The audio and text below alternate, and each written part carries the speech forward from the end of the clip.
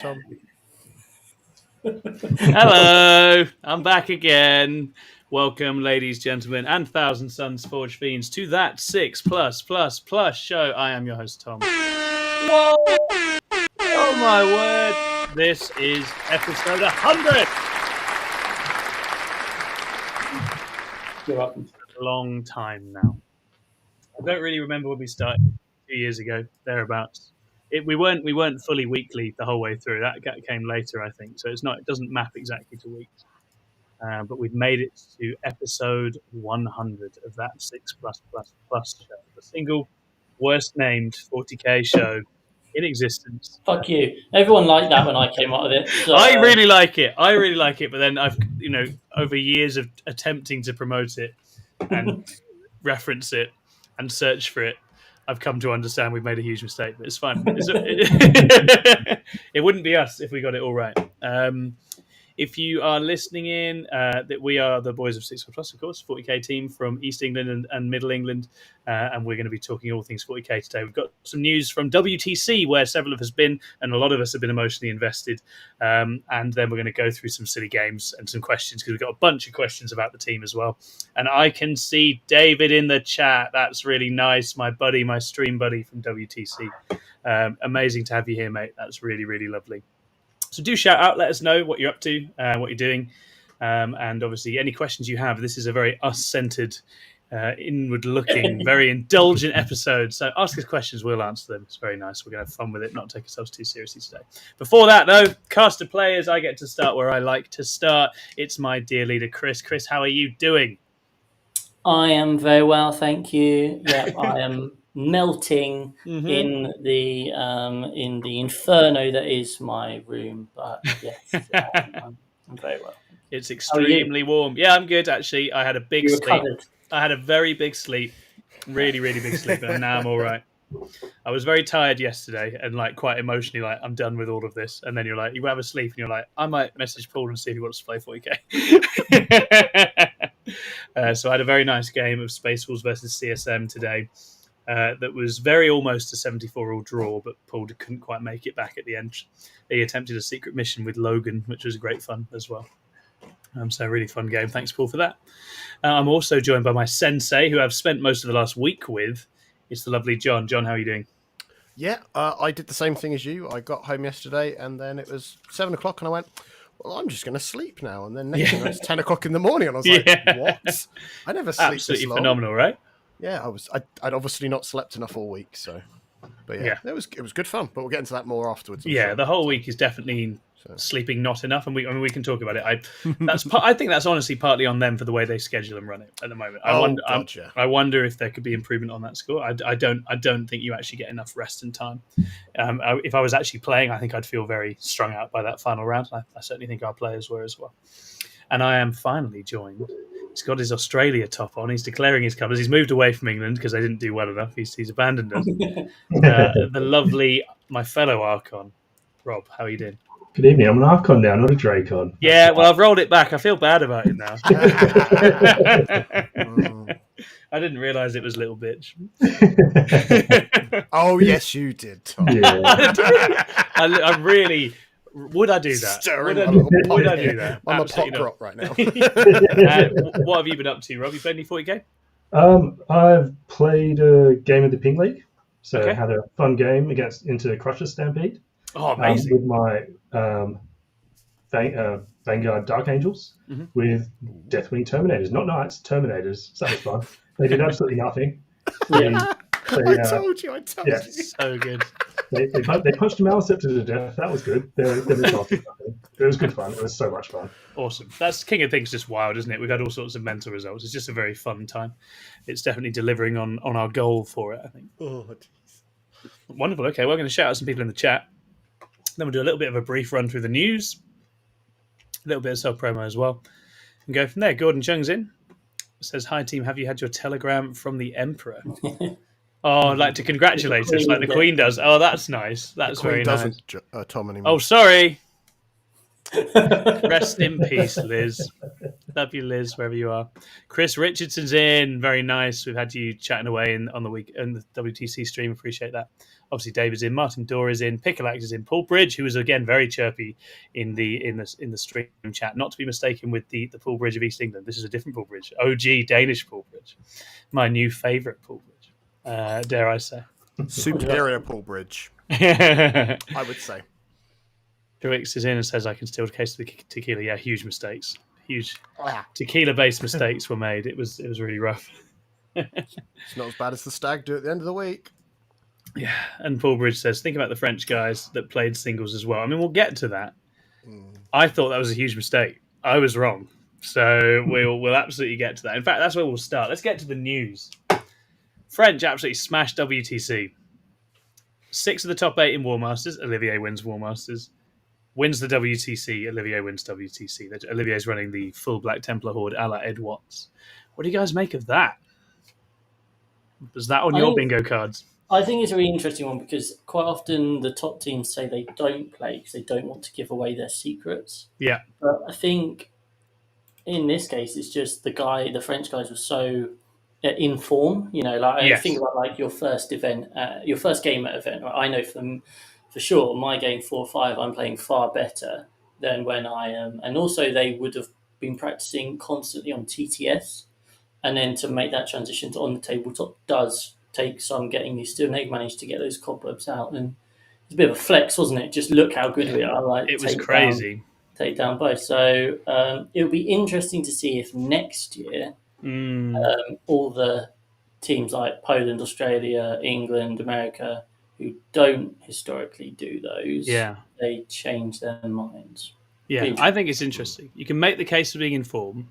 And it did remind me, actually, a lot of the Australian team did play in War Masters the year they won it, right? Because Liam Hackett was double. He won them both. Yeah. So actually, there's precedent that says, among other things, if you play War Masters, then you can also win WTC. So I think that's really interesting.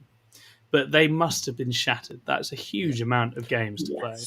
They did have a nutritionist supporting them as part of their coaching staff. So they had hot pasta prepared between rounds for them. They literally had someone at their table making their meals. Yeah. The whole way through. So they had that ability to rest between games, which I think they also had. They played music and they all had a little dance every single time before the round, and they all put their hands together and shouted parkour every time they'd finished pairing. They just had a kind of cohesion. It's great, and you felt like someone had really studied. How do we make this feel like a proper unit? Look after everyone. Do you reckon they've done like a training camp weekend? I think so. It genuinely felt like that. When you were playing against them, you really did feel like you were playing against a proper unit. And they were very talented players. They paired very well. And they had lists which were a little off the wall and not quite the usual thing. I commentated for Arno's Hypercriff list that had just a ton of Scorpec destroyers in it as like a counter charge, and he absolutely wrecked Blood Angels. Like he completely obliterated Blood Angels with it. And then obviously Olivier's list, that's a known entity, but not many actually decided to go that way with their Marines, right? The Templar Horde. And they had a guard list like we did, but some artillery in there as well. So they had some really unusual flex in there. And I think one lesson I've definitely come away from it is that I think you want a few lesser seen or innovative picks in your lists. I think it's actually very, especially very if the player uses it very well. Oh, they have to. They have to be very, very good at it. But pivoting them onto the known list, they're not going to be playing what they're used to if they're playing the other thing anyway, right? Yeah, exactly right. So yeah, I mean, it was very interesting. It definitely felt like the team you wanted to win won. After a few rounds, like they were so positive and fun. They're having a great time. They smashed through some big names, big teams to get there. Specifically. All right. The Welsh. They went through the big hits. They went through the Welsh. Yeah. Gave us our 21 points and we got on with the rounds. But I can't remember. So they beat England. They beat Poland. They drew Sweden, and then they beat USA. America. Yeah, by that 1 point. Huge scalps. Absolutely huge scalps. It's it shows that they're built to as well. At WCW, they were there. They were a squad. It wasn't a singles. It wasn't a group of singles. They had a coach over there. I think they won. There was an award for the favorite, or voted by GW refs and everything. The favorite team there. the guy who was basically the coach broke down crying when it happened. Like, Yeah. so seriously, and it was They were hyper emotional at WTC as well, and I think it's a sign of where it could go. I think obviously WTC in general is like more in the spotlight now, and people are thinking about it a lot more and preparing a lot more. The amount of work and effort involved is much higher. And it does feel like, if you want to build a really cohesive, functioning project, don't you, that is almost individual event proof and just keeps rolling and keeps running, because they came 11th the year before. And they were already doing a lot of the things that they do now. But that's actually got through. Hattrick says Team Mexico is the best. Yeah, they were awesome. I had good times with the Mexicans, good time with Team South Africa as well. They were good fun. Again, regrettable drinks involved in both occasions, but really, really good fun. So that's the main headline news. Other than we've seen more Blood Angels as well, right? Sanguinor, Sangard. I don't know what you guys think of those models. Sanguinor's pretty cool. They're pretty.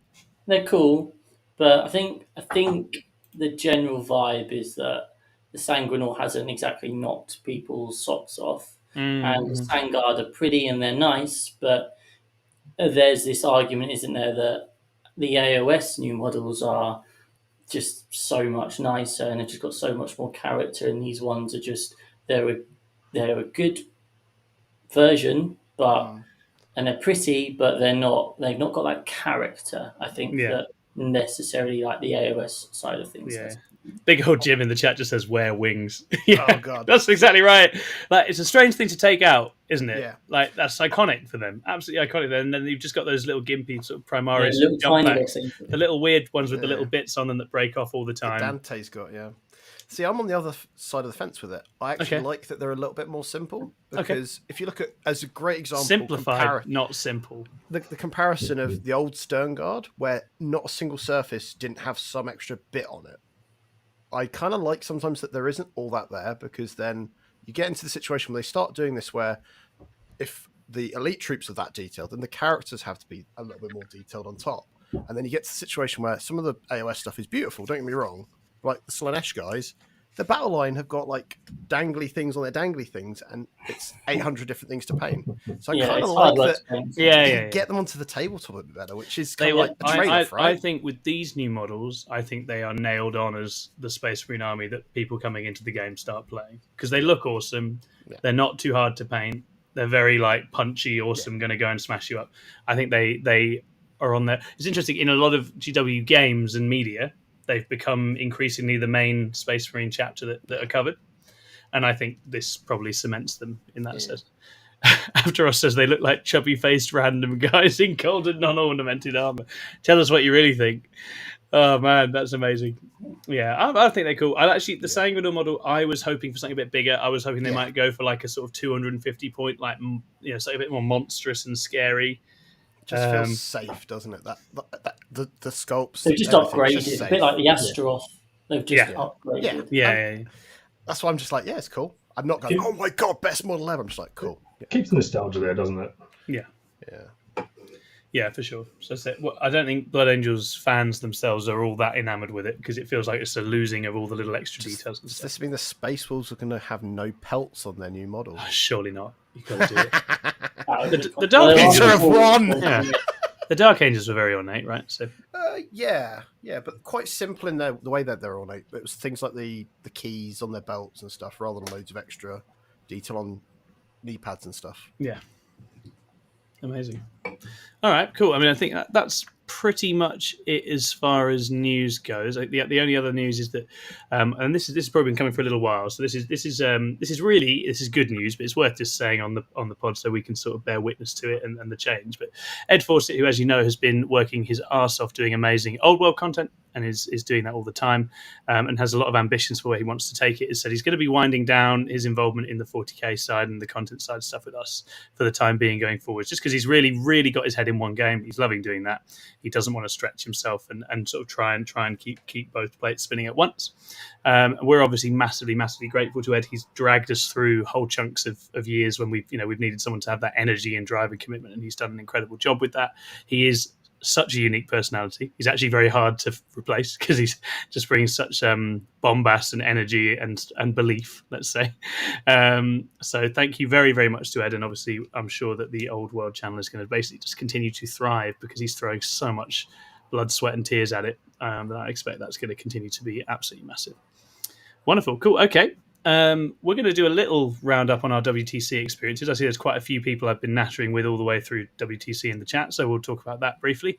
And then we'll go into some silly games to celebrate 100 episodes. Hello, Martin in chat. Hello, Inequity in chat. Hello, Ultimate Funk. Thank you so much for your support, Ultimate Funk. Really, really cool. Arthur says, weird that France didn't play Poland.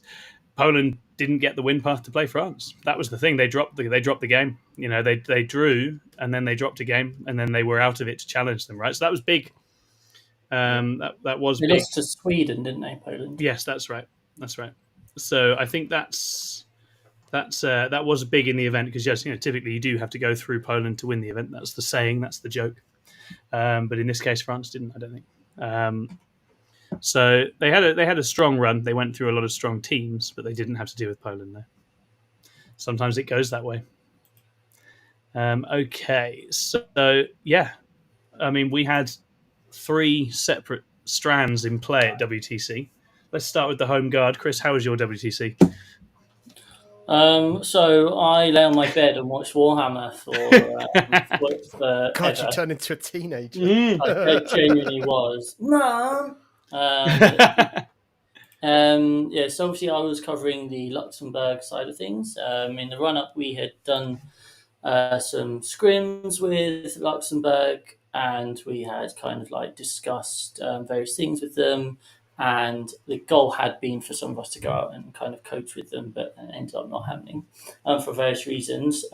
So going in, I think they had some reasonably high hopes of bettering how they did last year. That wasn't to be, unfortunately. They ended up coming 39th out of 40 with 2 draws. In terms of the content, obviously we were putting out the YouTube shorts and that sort of thing about how they're going. So if you want to kind of get very mini updates, check out our YouTube shorts. In terms of them as a team, they were obviously very disappointed in kind of what happened. They didn't quite hit the expectations. They've taken a lot of learnings from it. I think the main ones being that, funnily enough, you don't just want to pick 8 armies and then go, who wants to play these armies? Like there was definitely... players weren't playing armies that they were very used to and comfortable with. You know, like if it was a bit like someone telling me a month before WTC, you know, go and play orcs, I'd be like, when you're playing against the best players in the world, that just doesn't work. They'll expose that, And they had probably 1 or 2 players who were just trying to get to grips with new armies, and that means you can't predict your matrices well. It means you don't know the matchups well and how to play them, and you're not even playing your army at its most optimal. So I think that was an issue. I think there was probably a bit of from what I understand, there was a few different vibes in terms of goals and expectations for the event. I think some people were probably taking it a bit more seriously than other people. Some people were there for a bit more of a good time. And we've experienced that before, even with 6++, you know, we've had team tournaments with like 8 mans where some of us are there to try and win, some of us are there to play Warhammer over the weekend, and it can lead to conflicts and that sort of thing. It can. So yeah, you know, when you have a disappointing event, quite often it's that creates that opportunity for you to come back, work harder, and it then gives you that stepping platform to move up and have a really good year the next year. I mean, we're seeing, aren't we, the standard of just general UK tournament 40k is getting higher and higher every event. 100%. So our WTC, you know, we as content viewers, we're, you know, X, Y, Z, they're the best players in the world because they do well at certain events. Exactly. They have a YouTube channel. Exactly. They are not the best players in the world. No. The argument for the best players in the world encompasses 50 players. Like it's such a huge kind of area of people now. So the standards and like each year that 35 to 40 place scrap is going to get harder and harder because the standards are going to be insanely big, isn't it? Which I think is really great. Really exciting. I think so. It's also, and it's going to expand, right? You'll get more and more teams coming in. We saw that, with Team China, who we got to play against this time, who were amazing, and that's super exciting to see the direction of travel that will bring, and that will bring all new challenges as well. And as you say, the level of work and effort involved is higher and higher and higher and higher. So I do feel for Luxembourg, because actually in a lot of ways their setup was very polished and they were working very hard behind the scenes, right? And I think it just demonstrates how relentless and how brutal the event was this time for everyone involved, and also how close and brutal the game is. It's just a shame they couldn't get that one win. I think that they had a couple of they had a lot of close games, but it sounded like there were just times where players weren't hitting their prediction, and weren't able to inform correctly. Like the coach said, one of the things he wants people to work on is starting at the top of your turn, just going, right, what is this score actually going to be, and just working out. And we've spoken about that on the podcast before, haven't we? It's obviously hard to do, but you can't be saying, oh yeah, I think this is a 10, and then you come back with a 2. Like, you can't do that. It just changes everything. You can't just these have to be accurate predictions. And it's not a game where you can push, right? So in the same way as easily. I don't think you can anymore. No, that was something we came away thinking, and I had interesting conversations actually with John Lennon after his game with Nas on this, because he was weighing it up in turn 2, right? He was very seriously contemplating, and his assessment is, if you don't go, then it's often really too late to go at all, right? In terms of the resources you have and the impact you can have on the board, the margins to actually massively impact things go away after that point. And you saw that game, he played it to a narrow win basically and swirled around and got his in at the end. But there's the raw stats say he can throw his whole army turn 2 and actually potentially win bigger than that. So it is interesting because with the game so close, you don't get to just hammer things and smash everything, and those 20s aren't coming out of nowhere. So it is way harder to get those margins, and if you do go down on a couple of rounds, it's so hard for a team to recover a round. The game's in a state where draws are the norm in WTC. They are very natural, If you're playing a game and you look at it and you go, I'm not going to chase win, I'm just going to chase 8, 9, 10 points, it takes some weird dice for that to stop that from happening. Completely. And secret missions add another variable where, again, there's gap closers basically in the mix. Yeah, you're like, it's a 15-5, unless they score their secret mission, and then it's an 11-9. It's literally a huge swing. It's incredible. I quite like it. It's quite funny when it happens. But it's almost, if they wanted to write a rule that shat all over how WTC predictions work, then they succeeded. Sometimes you do wonder, right? You do wonder sometimes. They're kind of taking aim at that system, adding some volatility to it. Who knows? But it's quite interesting. So over in the Wales camp, we had you, John. Talk us through Wales this week. Yeah, so for us, our goal was in the pod, we wanted to score 3 points, because last year we'd scored 2. Okay. We had 2 draws and a loss, I think it was last year. Yeah, so makes very sense. much come out of that kind of stronger. It was kind of a disappointment last year. We did that. We got the 3 points. Well done. But then as soon as we came out of the pod phase, we got paired. There was potentially 2 people we could have been paired into, and it was Belgium that we got, which was kind of a bit rough, not going to lie. The NVSL? That was a challenging round. That one was one we knew we were probably going to lose, but it was seeing how we could keep it close. The frustration we had then was we went into Slovakia, and it was a big old fight. It looked like it was going our way, and it just kind of fizzled out towards the end. I think we had a couple of games really flip out, and it was like, I think we were on 72 at the end of the round. So it's like, it was just like we almost got the draw as well. There was just so many of those where it's literally just. And if we'd got that as a draw, we would have hit 7, which was our goal for the year. So we were so close, and it was just like, it was close but no cigar. We had 2 new players this year. Mm-hmm. Josh himself was having a barnstormer of an event. He ended up 28th in kind of the player rankings with his NIDs. He really smashed it. He'd done a lot of work with us on our sort of matrixing and doing a lot of data gathering ahead of the time as well. Mm-hmm. So it's really nice to see someone new coming to the team, adding something, and it not just being, I can play the game as well. Yes. It was kind of nice. It was interesting because a lot of our established players were kind of like, you could see them kind of like going, do I do a secret mission? And then in one of our games, Ash was going, this game's not going well. It's not going well. And then all of a sudden we hear him screaming, and the coach from the other team runs over, kind of looking at him, are you okay? And he starts singing secret mission because he managed to get a secret mission, and it was just amazing. It was bizarre, but it was just like, it's really nice to see kind of the energy of the team, because this is like, I think this is the third year where Gaz and Kev have kind of been involved actively, and it's very much a built year-on-year thing. Yet we didn't get the result in the end that we wanted. We ended up 28th, instead, like last year we were 26th, but the field has grown, so I feel like similar sort of place, really. It doesn't feel, it's disappointing, but at the same time, something to be built on for next year, I think. So cool. And have you got any ideas about what you guys will look to change, or is that all still to come? I don't know. Like, that's the thing. I'm still trying to distill it and think about it myself, and it's very much like, if anything, I want to be more involved. I want to make sure that I do what I can do to support the team more. I think this year I didn't do as much in the background in the lead up. Like, when they were talking about lists, I stayed kind of a bit out of it, and I probably regret that in some respects, because there was one list I looked at and went, really didn't rate that, and maybe I could have impacted that. But yeah, for sure. I think I don't know about you. What we found is that the players almost hit the wall with the prep and the engagement in like the last few weeks. Like they'd hit the wall. They'd really burned out. Like they'd worked incredibly hard for a bunch of months. And you had the rules change and the data change and all these different things thrown out the window. And getting yourself back together to figure that all out and play all the games you actually need to figure that all out was really difficult. And some people just did not have the capacity. Because it's summer as well, right? Like it's everyone's unwinding a bit. You've got other social commitments. It's not easy, actually, to suddenly push through in those few weeks. Because I was chatting to one of our new guys, Andy, sort of midway through the tournament, and he was at an event on list submission.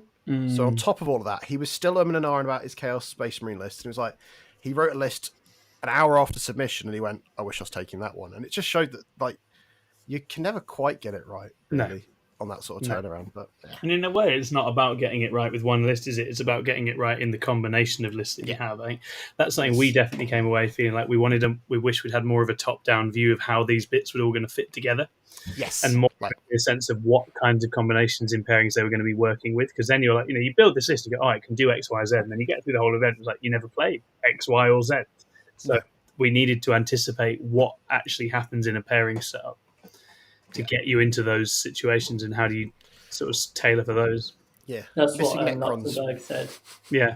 Luxembourg said they just had too many they had 3 gun lines, and they realised that was just wrong. Yeah. They had 3 gun lines, and they hadn't taken that overall picture of what does your 8 need to have. Yes. You want to go, we could have this amount of gun lines, this amount of combat, this amount of take all comers. Cool. Which armies do those jobs? Yeah, exactly. That you guys know and play well. Because we were missing Necrons as a result, and I feel like that was huge. Not having we also I think observing Necrons over the weekend, Hypercrypt was an incredible asset to have in teams. Like, incredible asset.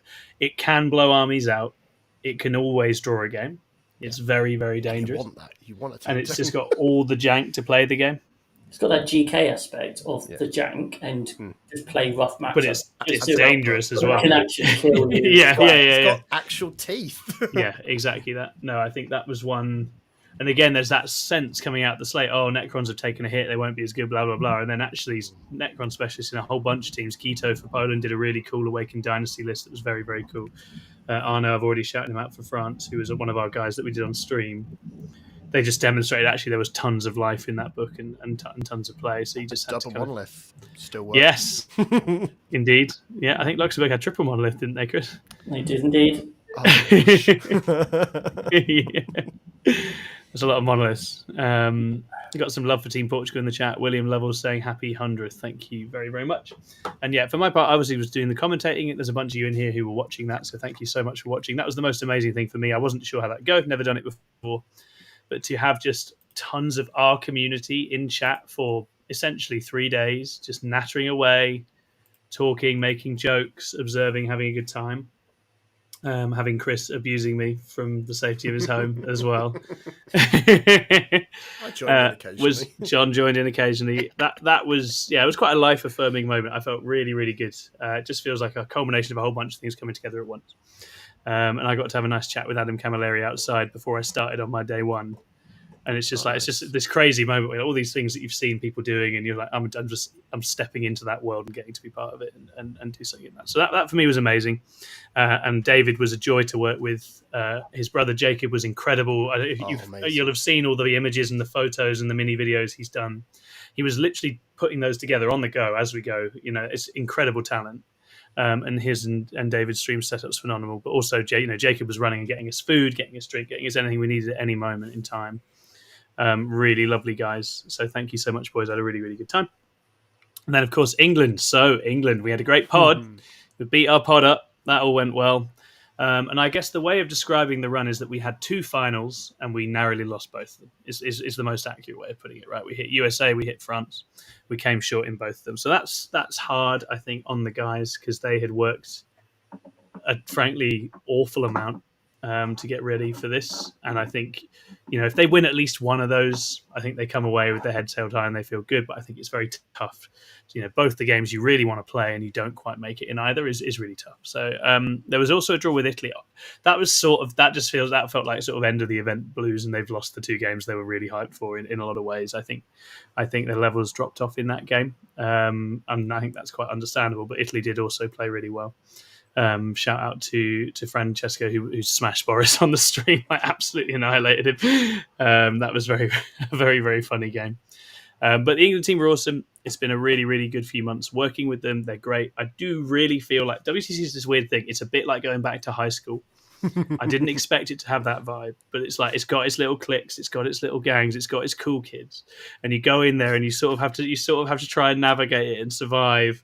And make friends and get on by. And I do, for lots of long-standing reasons, I do feel like England get a lot of stick in that setup, and there's a slightly awkward part of the community. I think that's changing. You look at people like Nassim, particularly, right? Nassim is European, born and bred in a whole many ways, and he's very welcome and very engaged, very positive. But I think one thing we'd like to see, I think we started this year, and one thing we'd like to see in the long term is just that team, feeling more part of the community and part of everything else with WTC, and starting to sort of branch out further and sort of feel more involved and happier in it. I think we'll achieve that. I think the stream and the coverage is one step on the way to doing that. I think the players we've got is a step on the way to doing that, and we'll have more as well. And Scriver in the chat says I was in the AV club for WTC. Yeah, well, I was new, right? I was what's the film? 10 Things I Hate About You. Who's that? Lindsay Lohan? I can't remember. Anyway, I'm the new girl, basically, and you have to you have to figure your shit out. It was a good time. Very strange environment, though. Very strange having everyone from the internet all in one place, getting very drunk. But yeah, thanks so much, everybody, for supporting us. Absolutely amazing. And I think England will reorganise, plan again, and be even better next time. Hopefully they'll convert a couple of those big games into wins, and that'll be all right. Wonderful. Okay. Any general thoughts? I mean, we've kind of alluded to it, but any general thoughts on the meta or the game coming off the back of it? Did anything surprise you guys? Anything you wasn't expecting? From an outside observer, it was great because I saw half of the pairings. I'm like, I have no fucking idea if that's good or bad for me. It was fucking brilliant for that point of view. Yes. Yeah, there's still so much evolving in the game right now, right? It's crazy. Yeah, I think I think that's I would look at those pairings and you'd be like, this feels good, maybe. But actually, there are so many. You're like, oh, that's good for that. Oh, they're playing that army. That army's also good. And it's really hard to know because all the armies can, cause such damage. I think the results being so close across the top teams just proved like that blowout potential. I mean, we saw it in the England losses, right? There were blowouts, and everything else was basically a draw. Yeah. And if you've got 2 top level, unless it's a complete mismatch or one person makes a mistake or pushes when they or when it goes wrong, games of 40k between 2 equally skill leveled players using a myriad of the top armies is going to be a very close game and often come down to who draws cards better. And redraw those cards, guys. That's probably my takeaway. Every point matters. Oh, it really does. The big takeaway I had from some players was they'd got the matchups they wanted on the boards they wanted, but if they went first or second was such a difference Yeah, that's on a big specific part. missions. That's a big And part of you it. can't Big matrix thing. for that. You cannot Yeah. matrix for that. Luxembourg There's so was much saying data. that. Luxembourg was saying Yeah. that they want to put a lot of their They realised after like the second game, a lot of their predictions just were completely different Yes. because actually they were now going second or they were now going first, and that just changed how they knew the game went. And Yeah. as you say, like they've said, next time we're going to have to put on our matrix matchups, we're going to have to put what is it going first, what is it going second. But Yeah, you like, have to add so many Mission variables. dependent as well. Yeah, it's yeah. dependent, and it's like, well, you can't pair it according to if you're going to go first or second. I'll take this one. Oh shit, a I've gone very second. simple- Sorry guys, it's now a 6 rather than a 12 like that. So, but yeah, first second is quite an interesting one. Isn't it? And it was interesting because not all the missions just, I want to go second. Some of them did prefer being first, which just tells me that the game is in its own kind of weird little way like that still, which is nice. There isn't just a go first kind of premium to it. Yeah, very much so. I think that's it's exciting. It's good. It's where you want the game to be, but it makes teams knife edge now. Really, really knife edge.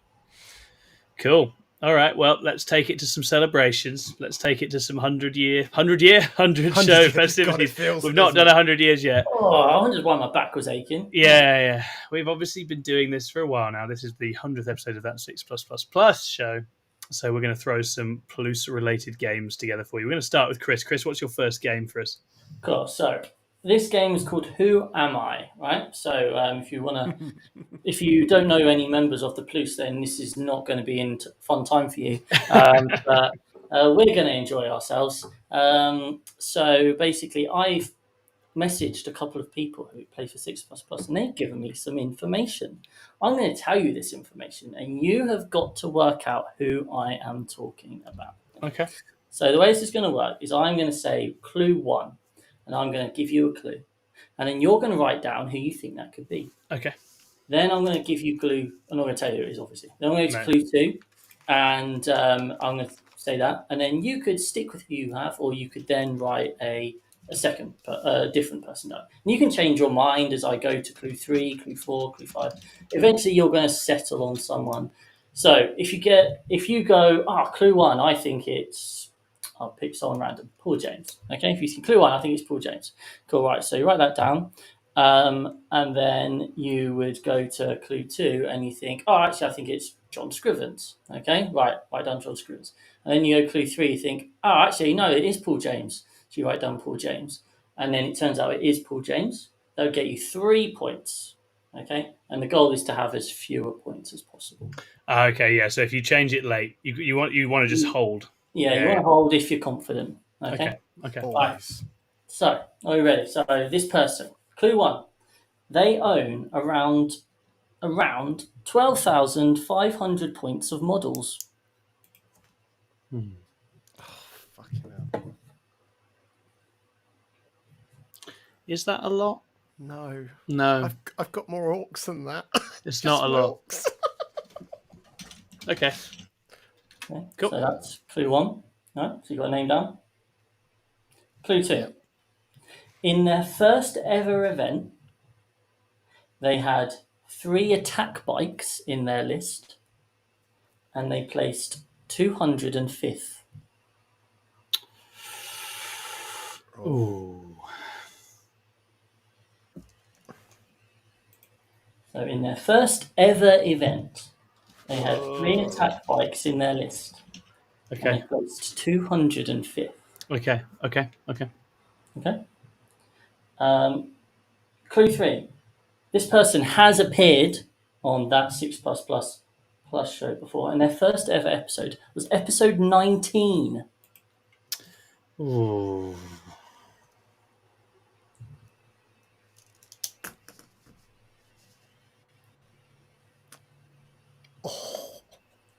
That's really difficult. They're getting easier, as you can tell, the clues, right? Sure. Sorry. I don't like it.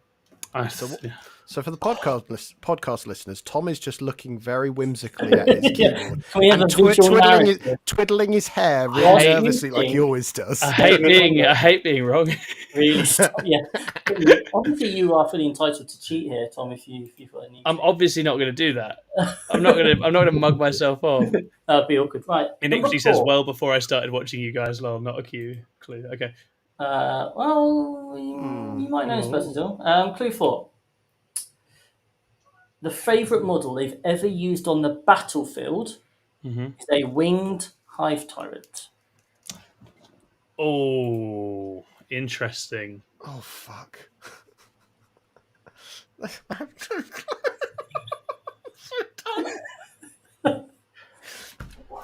The favourite model they've ever used on the battlefield. Okay. I hate this so much. And clue 5. And I would imagine you're all going to get it off this one.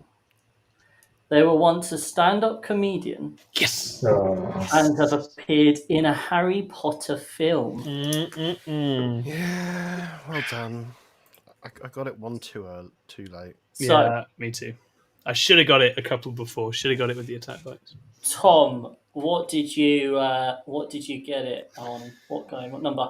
Here's my journey. I went Okay. Lee Jones. Yeah. Then I went Lee Churchwood. Yeah.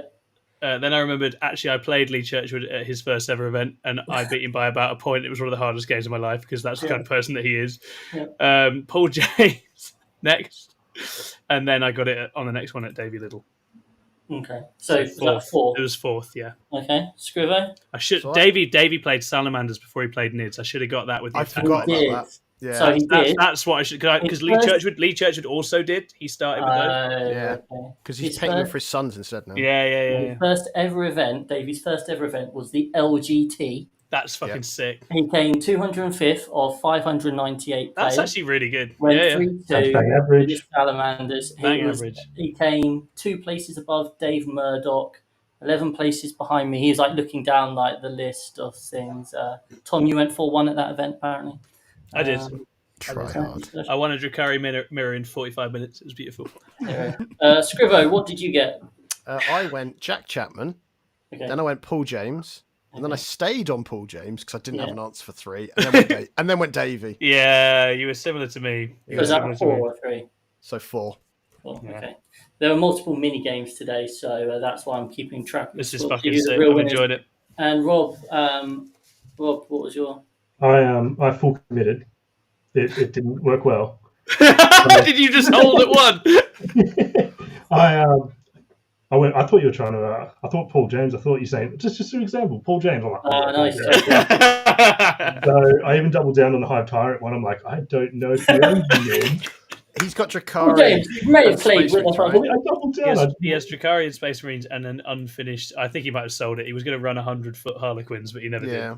Yeah. So I was on question 5. That's a 5 for you, Rob, is it? You got Yes, it. I'm winning. Okay, cool. Yeah, right. So that's part 1. Thank you, Aaron Wilson. Thank you, Paint Cersei, by the way, for showing up. We've got one more. Who am I? Then we're going to go to Scrivo's one. So this is a new person with some new clues. Okay. This person, number 1. This person started playing when they were around 13 years old. That could be like Connor, and it was like Everyone last knows. week. Supposed to get it on the first one. That's the Okay, that's fine, but I feel like I would like to if it is old. yeah. Well, that would ruin the game. It would. All right. Paul James. Okay. Okay. Just hold on Paul James again. You can't be wrong twice. Sure. Number 2. They own 6 armies.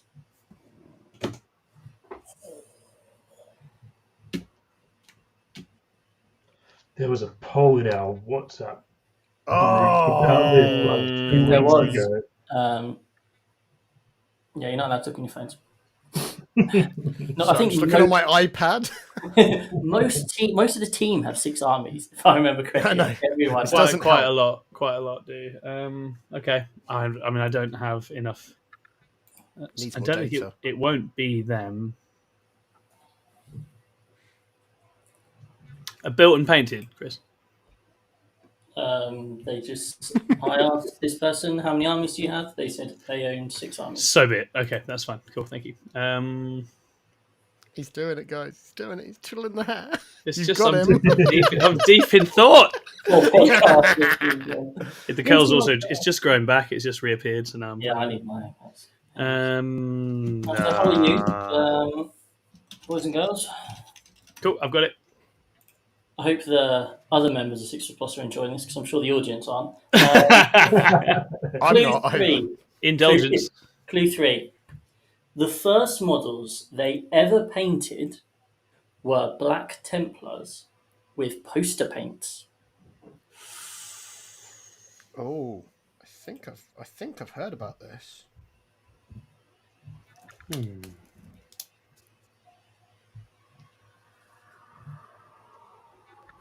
What I've enjoyed, just as an interlude, is the fact that as soon as we started playing this game, about 10 people left.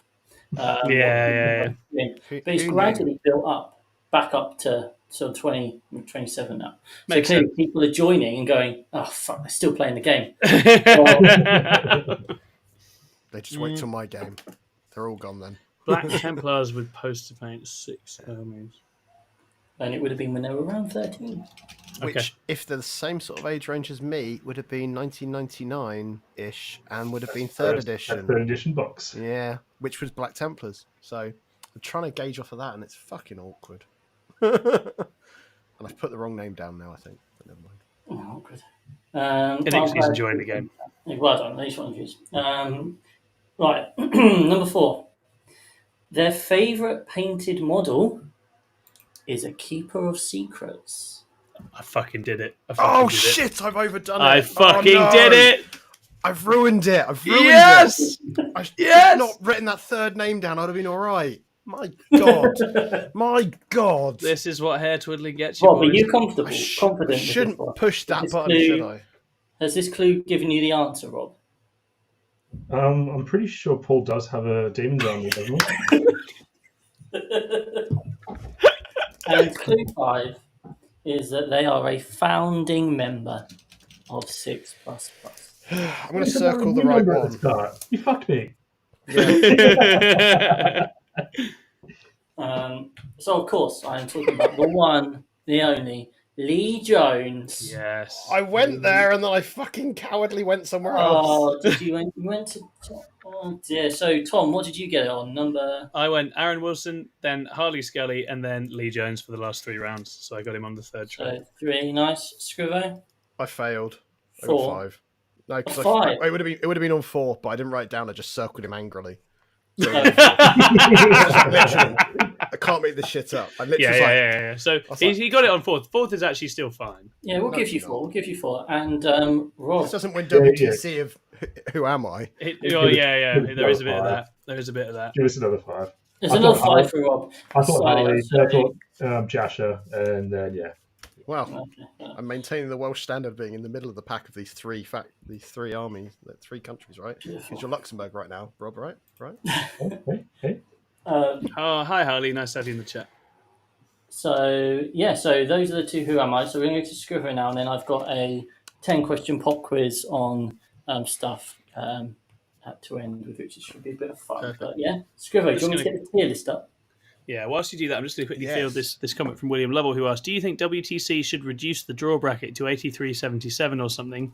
I mean, essentially, the event was a nail-biter that went down to the last couple of rounds and had lots of swings back and forth. My immediate instinct isn't that it needs to change.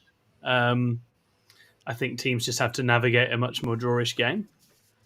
So I guess we'll see. We'll see whether they do anything about it.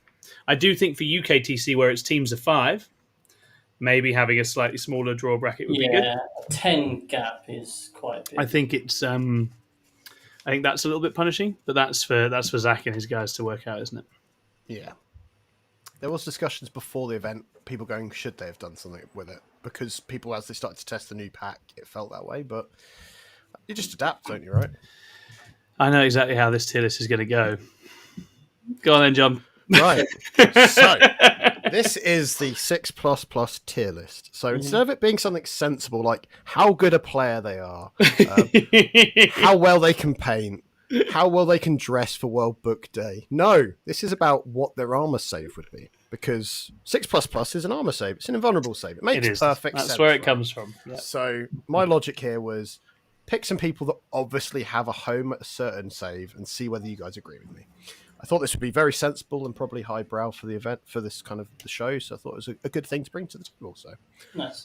So let's start with Tom.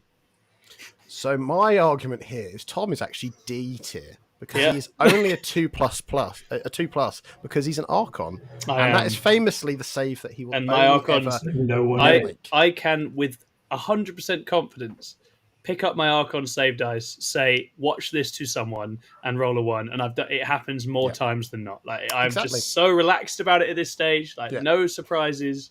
Just here comes the 1, and it's the 1. That and the Venom's blowing up every time. It's the tradition. So. Absolutely. I played Patrick in the online league, and he did an ordered roll for his unit, which had the Archon in.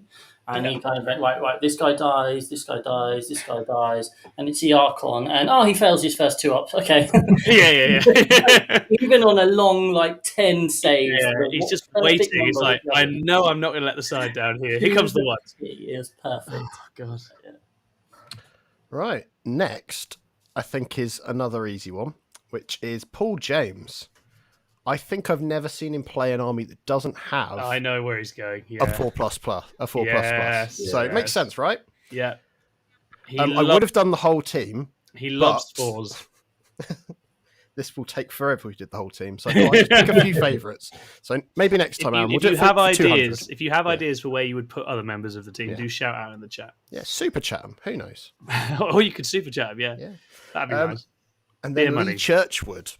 That's an interesting one. I was trying to debate because, he's very much a CSM player. He is. I think if you were going to give him a profile, he'd either be a Chaos Lord or it'd be something like a Noise Marine. So I was thinking he's probably in a 3++, and a 3+ to 4+, but depending on what role we put him in. So are we allowed to contribute to this? Yes, completely. It's not completely just a gag. Yeah. There is some that I don't know the answer to. I associate a lot of quite demonic things with Lee Churchwood. A lot of those have 5-up invuns. Yeah, that's and what I was imagining. He's the 5-up invun, the 1 or 2 5-up invs where you're like, oh, now I'm screwed. When you're trying to push him off your lines, you're like, I just need these possessed to fall over, and you're like, no, they haven't. Now I'm going to die. It's all over. Oh my god, this is so bad. He's very much in that bracket for me. Well, can't argue with that. The next one is Jack Chapman. Oh, nice. This is a weird one for me because I still think of him as a Tau player. Briefly, he was a GSE player, so I'm kind of like, is he a Gene Sealer or is he even a Necron? Is he now more of a Necron main? But I just don't know where he fit what do you guys think? Didn't Riptides once upon have a 3-up invuln? God, if they did, I don't remember it from some sort of shock to my system. Maybe not. Could they overcharge to do that or something weird? There was something like that, wasn't there? It was the shield defense. Was it 7th edition? They had defensive shield systems and stuff. I thought in 8th they could have a 3-up invuln. Yeah. So for me, Crisis Suits can have a 4-up invuln. Yeah. And he's going to be playing, I would guess, Hypercrypt. Yep. And you can proc a 4-up invuln on your vehicles in that detachment. Yeah, that's so for me. Yeah. If we're not going with a 6-up save or a T-shirt save, I think for his little GSC, I think he feels 4-up invulny to me. Yep. And he'd also be very annoyed when he failed it. Bullshit! I only made 4. Bullshit! I only made 3 out of. Right, should we go with Chris next? Because this is a tough one for me as well. Because I just don't really know where Chris sits. Because over the course of however many years I've known you, you've played. I think the first time I met you, you were playing Custodes. So you had a 4-up invuln then. Yep. Not that I saw them for long because you just rolled into me and it was great. And I don't think about that game. That was good times. Yeah. And then it's like more your sort of Grey Knights, so they're 4-up in ones as well. And then Harlequins. Harlequins. I think Harlequins. I just feel like you're there, right? That's you're just bang average because you're a captain, right? Yeah, As is traditional. Lead by example. Yeah, Exactly. So maybe 4-ups. the Incarn has a 4-up invuln. That's his favourite unit in the game. Yeah. Avatar of Cain has a 4-up invuln. All Fate. sorts of things. Yeah. You know, it has a 3-up though. The Solitaire. You love Shut that. Yeah. Oh shit! Put him on 3-up. He loves the Solitaire. Yeah, that Go makes more sense. on, yeah. Piece of shit. Nice, very nicely done, Rob. Nicely done. And then for me, it feels like I'm either going to be the boring like Paul James, where I've got the 4-up invuln, or I'm like the model I keep putting into my list when I really probably shouldn't, and the line with this 3-up invuln that I never make the saves on. I don't know. Aaron's got a good suggestion in the chat. Oh God, Speed War. Yeah, Oh. like Beast Snaggers, Okay. 6-up. Oh God. To be fair, yeah, I was thinking you were just going to manage to finagle it, so you were. I was trying not And I to. was That's the nice, best bit. We're That was both never going my to test intent. it. No, There we go. Hey, that's well played. That's well Well played, played. Scrivo. Yeah, you must. I'm excited for you to remember that all the other units in the army that Rob and I play have a 6-up invuln, and then put him in there with you in a minute. Shut up. Well, Tom, you have. Rob's going to be in the 6-up invuln. Yeah, that makes sense. I see you, John. I see you. 'Cause he's the real Archon. He is the true Archon. I've got your back, Rob. Absolutely. Yeah. Ed Fawcett. That's the interesting one, right? Because I know him as a Chaos Knights player. I know him as a Speed War player before that. And then Melee Tau, that was really fun. Being punched to death by Tau when they shouldn't have been. If Ed could take a 2-up invulnerable somewhere, he fucking would, though. Yeah. But he's now a ward save kind of guy. So he's actually somewhere like a 4-up ward save is really good for them. I was going to say, what's the old world standard for saves? What sort of variants would he be going for in that? A 4 or a 5 is normally what you'll see. So he could be up there. I don't know. Okay. He's a very fours man. A lot of the armies he plays are very 4-ish in 40k, so let's put him in there. And 4 is in his surname, Ed Fawcett, so that works. Yeah. Nice. Yeah. And then I guess Rob, being the guy that plays like all those good units in Drakari lists, probably has a 6-up invuln, right? Yeah, that makes sense. Yeah, just put him in there. Yeah. Let's end this game. I fully understand, and I'm not going to dispute it. Maybe excuse to put Tom at the bottom. Rob goes at the top, and I go at the bottom, and that's fine. Thank you, John. Thank you. Well done for designing a tier list that you could put me at the bottom of, John. All right. So next very week we'll be doing a tier list of how to use technology. There you go. That's what happens when you try to tell me to do something silly. Tier list of memory retention the week after that. we'll go from there. That was a lot of fun. Thank you very much, John. All right, which winds us back to the next Chris game. Bear with us, guys. We're nearly done. Then we'll natter through your questions that you've got for us. If you do have more questions for us, do pop it in the chat as well. All right, so this was nostalgia for me. I had a couple of hours today, and I just opened up every single podcast episode we've ever done on YouTube. Oh my god! And just so I could find out who'd been on each episode for one of the questions, and it was really just fun, just to even in just a thumbnail picture form, look back and see the different phases the show has been on. Like if you think you had those early episodes where it was Tom, myself, Lee, and Jamie Clifford, doing all those shows. And then Aaron and Davey came along, and we had that kind of section of time. And then Scrivo, Lewis, and Ed came along and started joining in. And now we're obviously the show has kind of moved around a lot. And it was just really nice, just kind of look like that. It's been awesome, hasn't it? So many different people have made it what it is. Absolutely. So I've got 10 questions, and we're going to see who now. Current standings: in last place we've got Rob on 10 points. In second last place we've got Scrivo on 8 points. Tom is in the lead on 7 points. Okay, but we're going to have to flip reverse this because now you need to be counting up. So we'll work out something. Anyway, question number 1. So that puts me on 3, Scrivo on 2, Rob on none. Yeah. Thanks, Tom. Yeah. Yeah. No, 10, 9, and top of the 9. last tier list, mate. Oh. Uh, Yeah. All right, Okay. let's do it. Right, we're ready. Question 1. Today is the 100th episode of that 6++ show. But how many have been live streamed? This is multiple choice. Your choices are 60, 70, or 80. How many of the 100 episodes have been live streamed? I know roughly, but that's close enough. Well, if you know roughly, you should be fine then. Yeah. That's a tough one. I've blatantly put the wrong I'm one. so used to live now, but I was really not at all. Like, it took a long time to get used to. And absolutely join in the chat. Nick G said 70, Aaron said 60. Don't look it up and then say the answer. Don't put the answer in if you've looked it up and you know. No, That's very poor sportsmanship, which we are not about. No.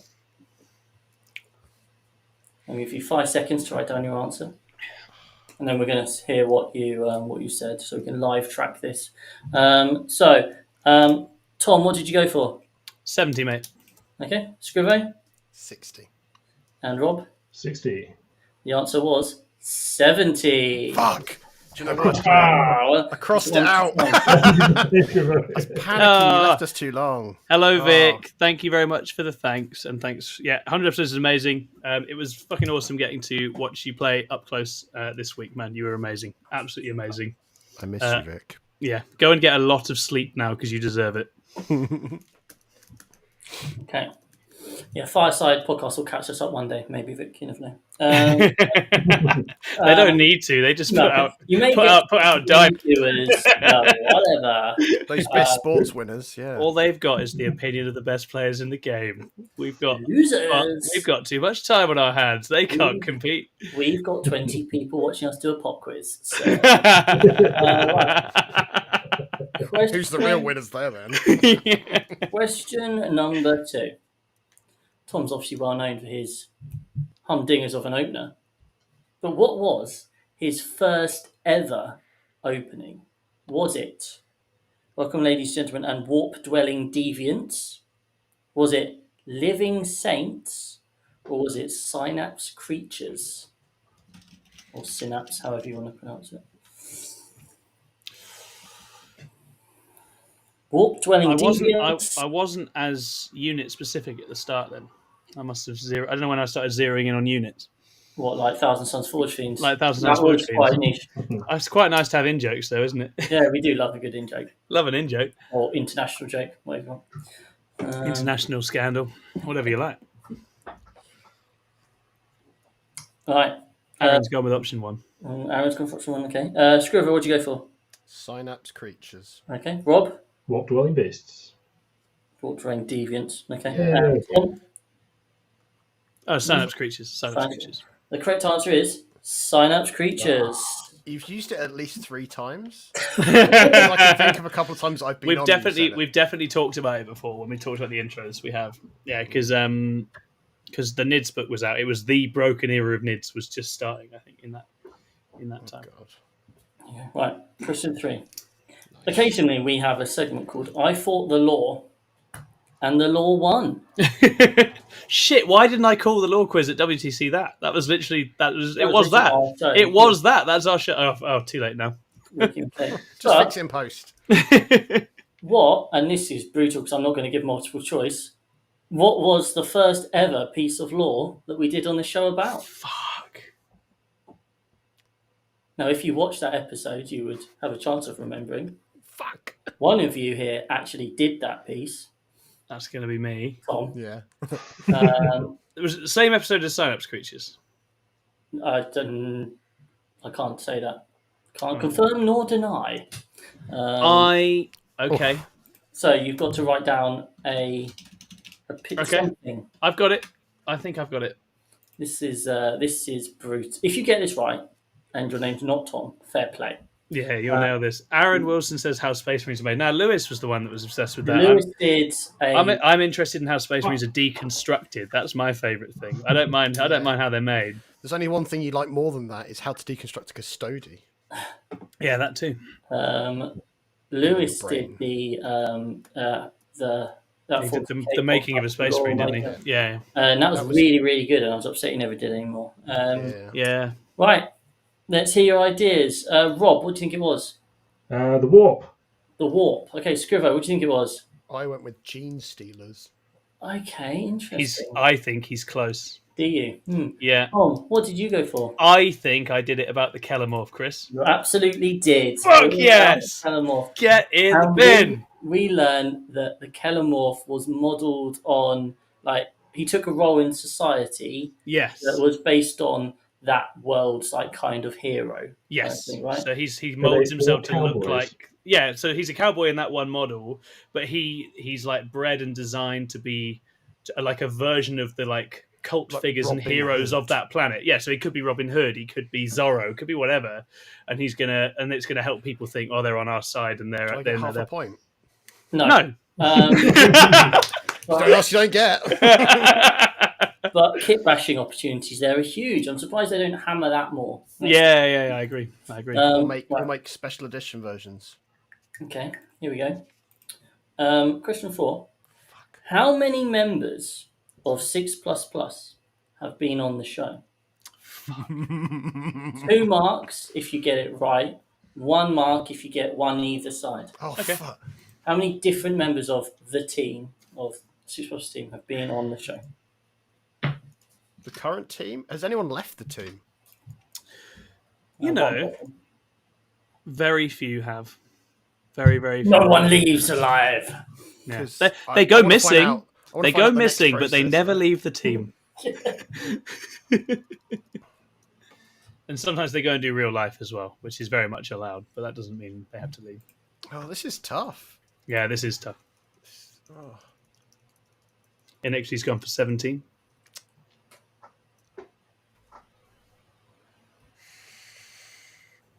Cross my answer out again and changed it. If it's the one that I originally wrote down, I'm going to be so pissed. Well, you are doing shit, Rob. So, Can't do much worse. right, okay, here we go. Tom, what did you go for? 15. Okay. Scrivo, 15 as well. 15. And Rob? I wrote 15, but I crossed it out and wrote 16. Don't be 15. Okay. When the chat got 17, Aaron Wilson has got 18. If Aaron Wilson was here on the screen right now and was playing the game with us, Aaron Wilson would have just scored 2 points. Oh, The well answer done. is 18. Oh. So if you got 17 or 19, Which you would none of got us 1 did. point, which none of you did. What about if you're closest? Still 0. I laid out the Okay. rules beforehand. You need to Stop listen. trying so desperately. You're not the Archon anymore. Right. This Well one's- done, Aaron. I hope you're enjoying America, mate. I miss you. I miss Yeah, you we every miss you. every flipping day. I hope you're having a I great miss seeing time. him every day. Yeah. Number 5. How many different guests have we had on the show? Like on the channel? Or But the show? on this show On this specifically, show, so not State of Play. Not I haven't State of counted Play. State of Play. So on that 6++ show, Oh, shit. episodes 1 to 100, how many different guests have we had? I don't think I've been a we've guest. not had many, have we? I was a guest. Were you a guest? This is what I was joking about in our chat earlier. Does I was like, Scrivo count as a guest? No, we don't. I'm not counting. I wasn't a member at that point. The people That's who true. are currently members Okay. or ever have been. I are really not don't counted. think we've had many. Because State of Play is where I've done most of the Yep. interfacing.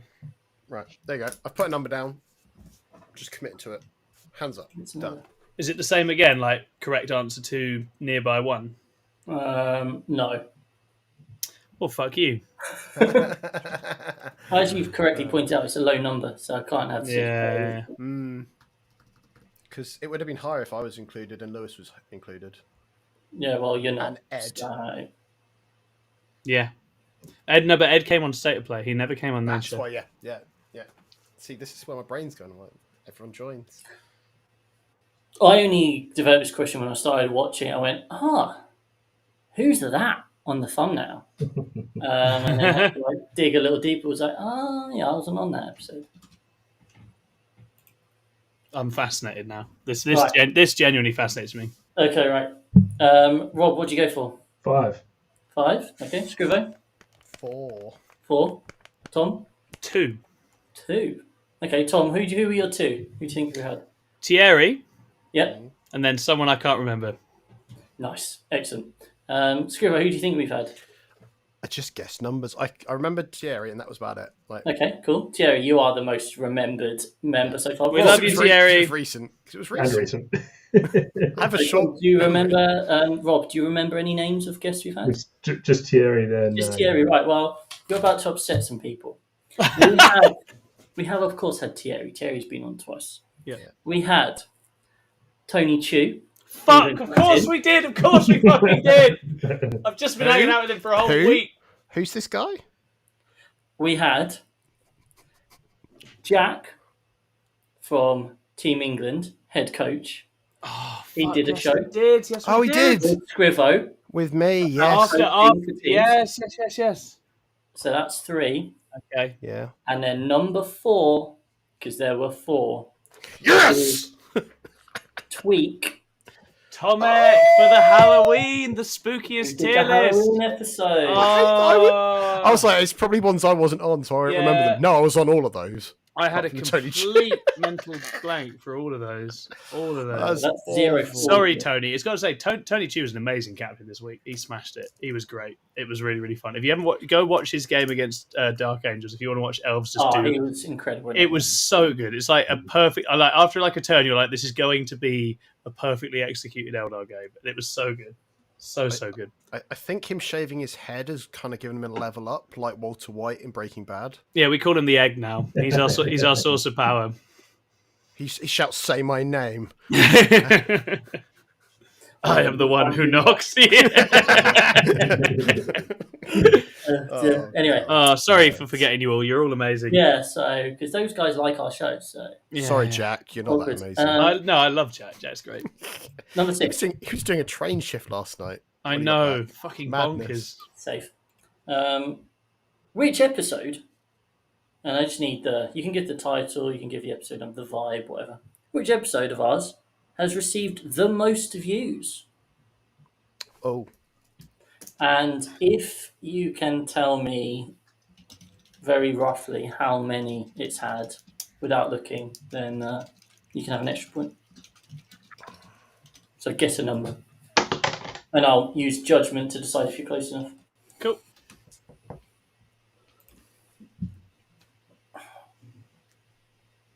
I've just written the title Yeah, that's fine. because it's. I know people might think it's the one where I took Night Lords to Goonhammer, but it's not. So don't worry about it. It's a different one. Oh, there's going to be old ones that have got loads of numbers on them now, aren't there? No, there won't. I'm just thinking very, very. I am forwardly. confident that our old episodes are not ones that Having pick up looked traction over time. through all 99 of them, you don't have to worry about that, Scrivo. No, Sweet. just I'm keep thinking your on game the keep your current game face on. analytics, Yeah. I've got a lot of those numbers in my head. for some Yeah, reason. yeah. Right, Tom, what do you think it is? It's the wildly speculative Pariah Nexus tier list, Chris. Rob? Yeah, I was the same. Scrivo? Prior Yeah. Nexus tier list. Did you guys go for a number? It's Oh, did I? 96. So Scrivo went for 6. Rob, you've gone for 96. how many, Rob? 2.5. 2.5.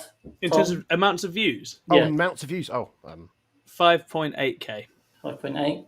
I think it's gone over 7 now. Okay. It is 5.5. Oh, no way. Okay. Yeah. So, Oh, sorry. I don't give me more points. It keeps it closer. Wow. So is it 1 point You each? son of a bitch. So you will get 1 point for that. Well done, Rob. Guys, you need to pull your fingers out your ass. Well Right, done, Rob. number 7. It's my second Okay, point. now, this is Well a done, big Rob. question. I didn't come up with this question. My girlfriend did. So I apologise in advance. In the 2023-2024 season, which we are currently in, how many times have players represented 6++ in tournaments. Oh, Ooh, that's Wow. going to be big.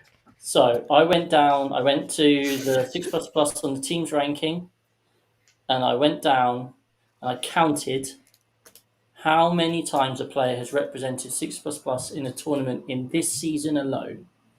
Okay. Since last September. Yeah. And I will give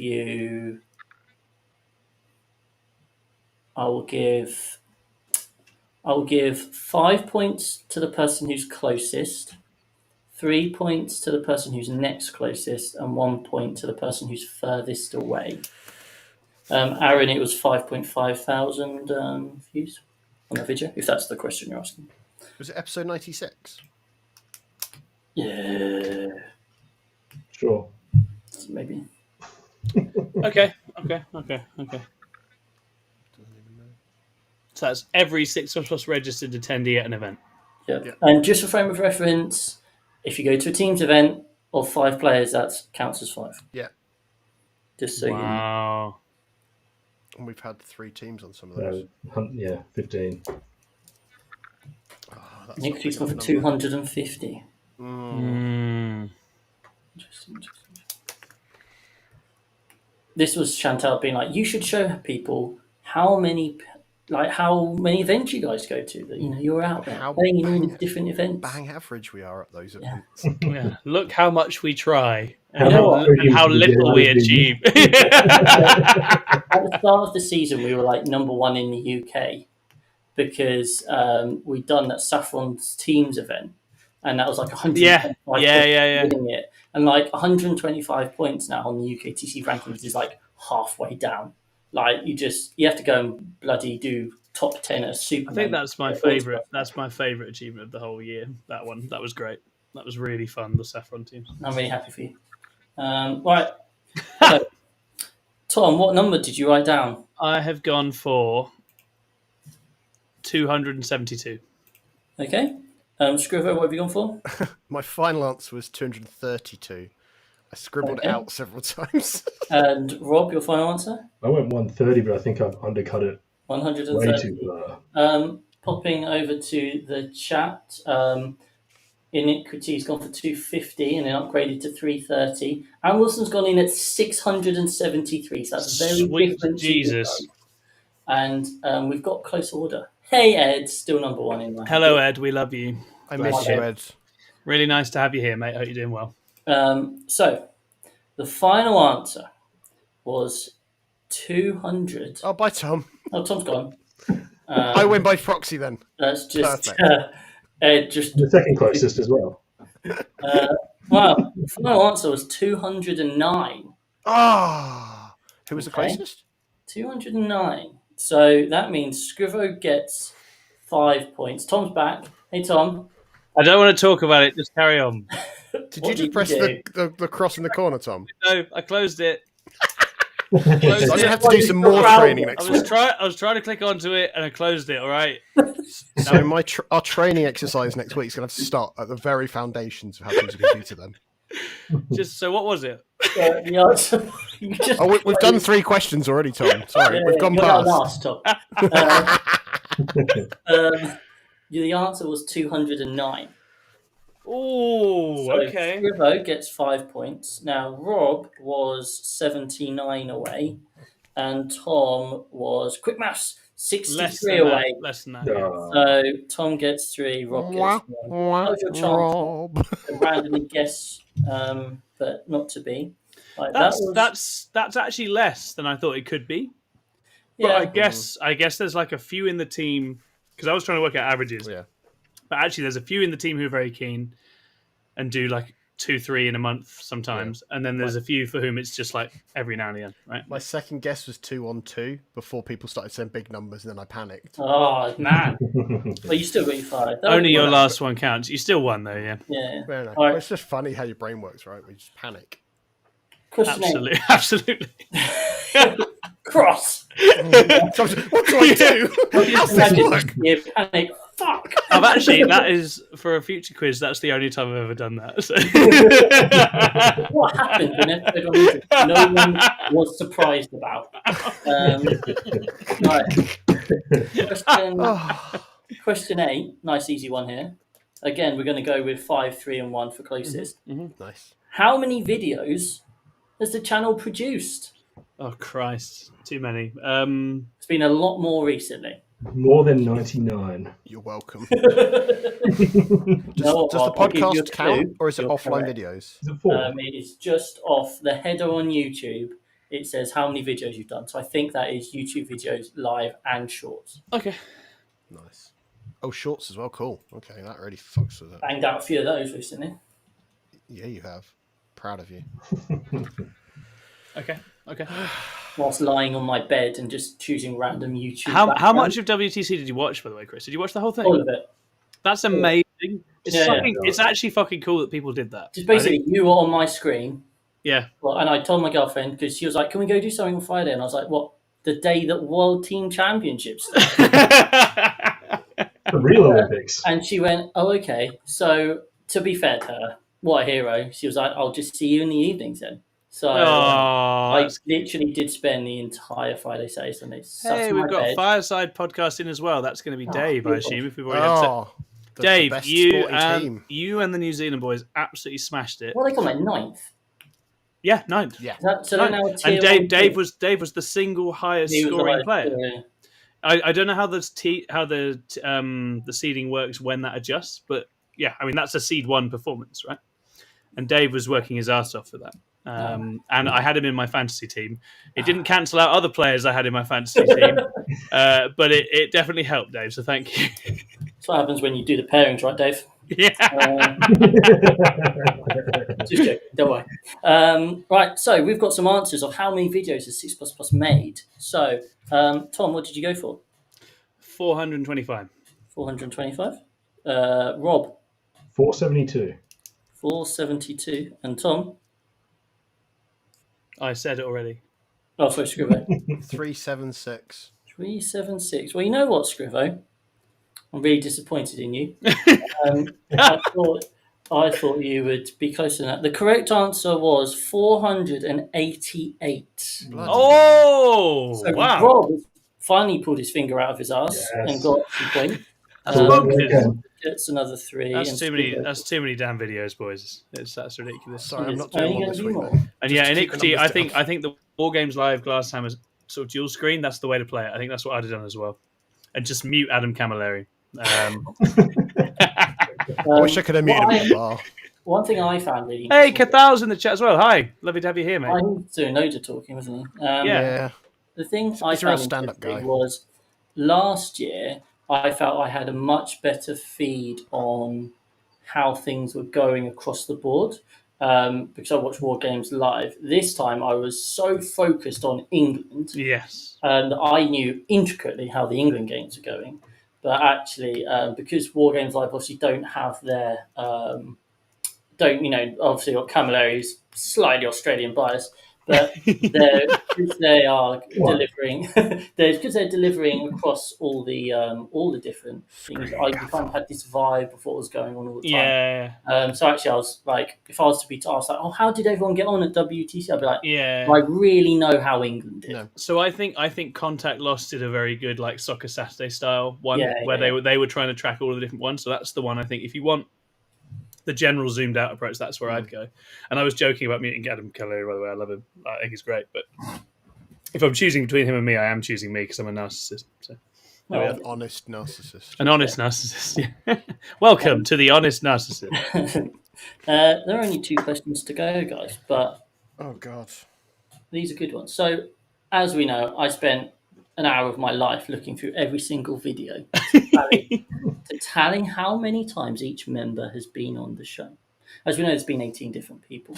I just wanted to run through the list. I just think it's nice just to know. And some of the 6++ members will be listening and be like, oh yeah, I remember doing that. So Joe and Alex Chancellor, they've been on once. Mm-hmm. Franco and Stuart, Stuart, who now uses I fucking miss Stuart. For gym and not playing. Come back, Stuart. They've been on twice. He's such a killer as well. We could really do with him back. Death Guard are all right as well, man. They are all right. Lee Churchwood and Ed Watts have been on 3 times. Paul James has been on 4. Jamie Clifford at the start was on 6. Aaron, you were on 8 times. Rob, you've been on 11 so far. This will be your 12th. Lee Jones has been on 12. Jack Chapman, 14. Thanks, Lewis, 20. Davey, 25. Scrivo, 32.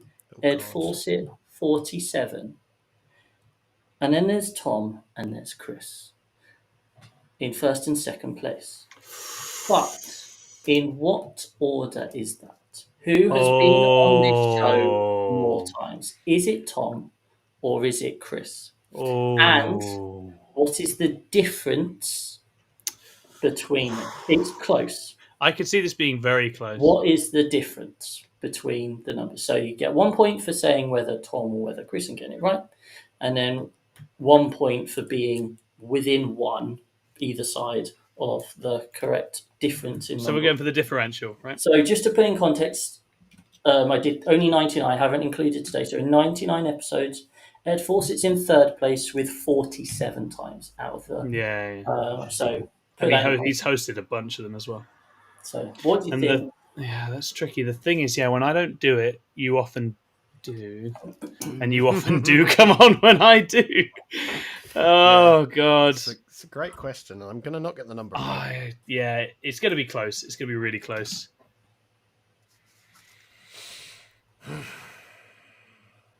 Okay. And in answer to Cathel's question, Wales did worse than Northern Ireland, and it's fine because we had fun. And you weren't there, so it was more fun because you weren't there, Cathel. They put a height restriction in this year. Hey, none of that. Right. Okay. So, who's been in more episodes, Tom or Chris? Rob, what did you go for? I went Tom with 3 more. Okay. So you went Tom for 3 more. Have I gone the wrong way? Scrivo, what did you go for? I've gone Chris first, Tom second. Yep. With 8 difference. Oh, and Tom, what have you gone spicy. for? I've gone for me by 3, and I want to remind everyone that if Chris has done more, he is the captain and it is his channel, so it is okay. But it's your show, Tom. I think you've been on more holidays. Because I was in Africa for like 3 months, wasn't I? That might hurt.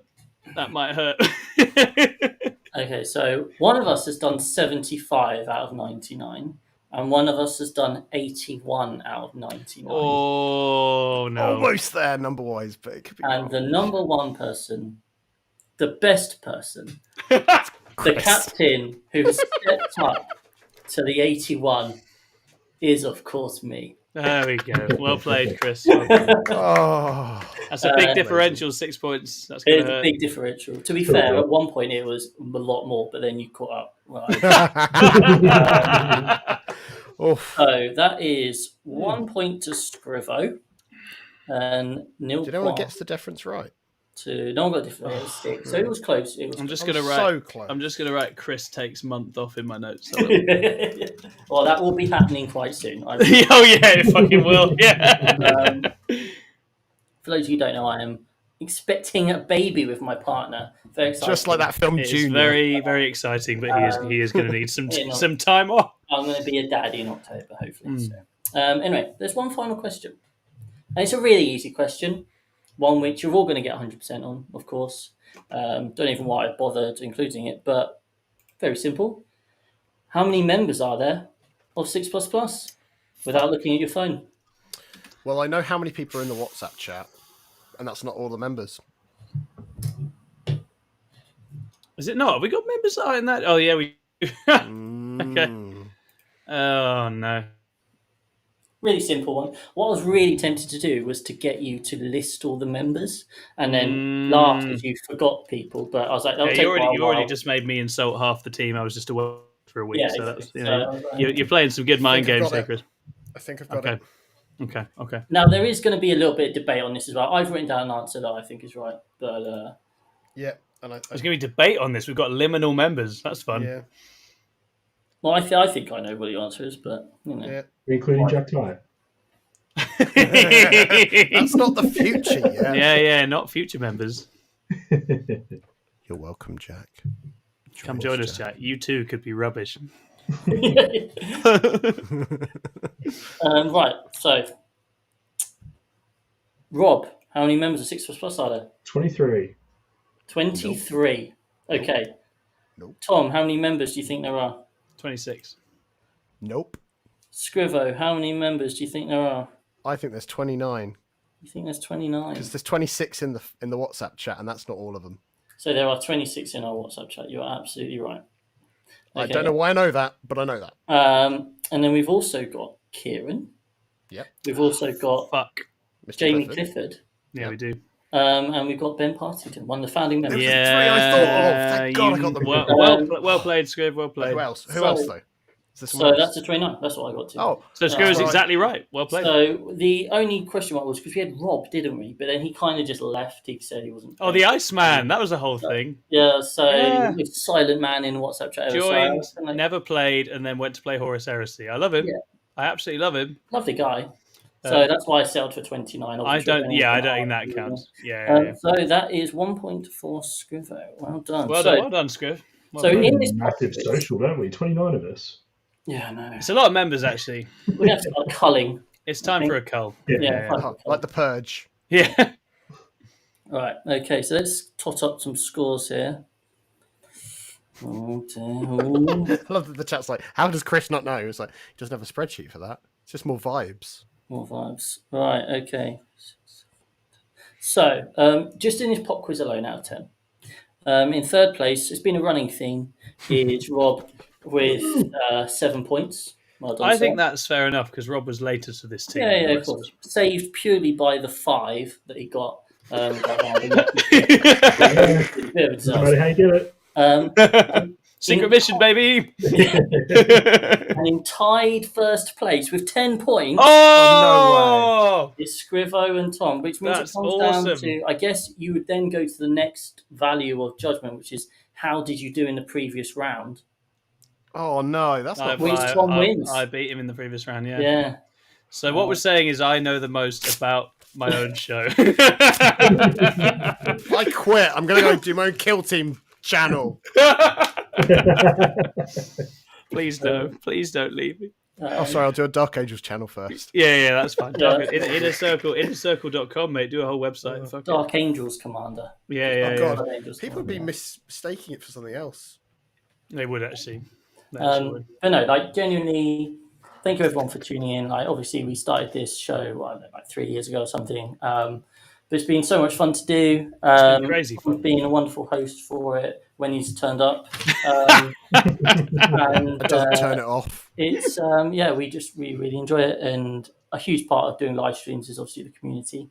Yeah. And you guys are really awesome. And like what was noticeable is when I was watching the Glasshammer Gaming stream, and it had a lot of familiar faces in the chat. And as Tom pointed out on stream, it was just a really nice, positive vibe. Everyone was having a good time.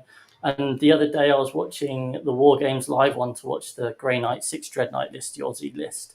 And like Joe is like, be nice to each other, please, like in the chat and stuff. Yeah. You look at kind of our live streams, you look at the Discord, the discussions there, and that it's all just like it's just so positive, and it's just really great to have you as part of the community. So 100%. Thank you. And David, after we clocked off, said that was the nicest set of like stream chats I've been involved in. Right?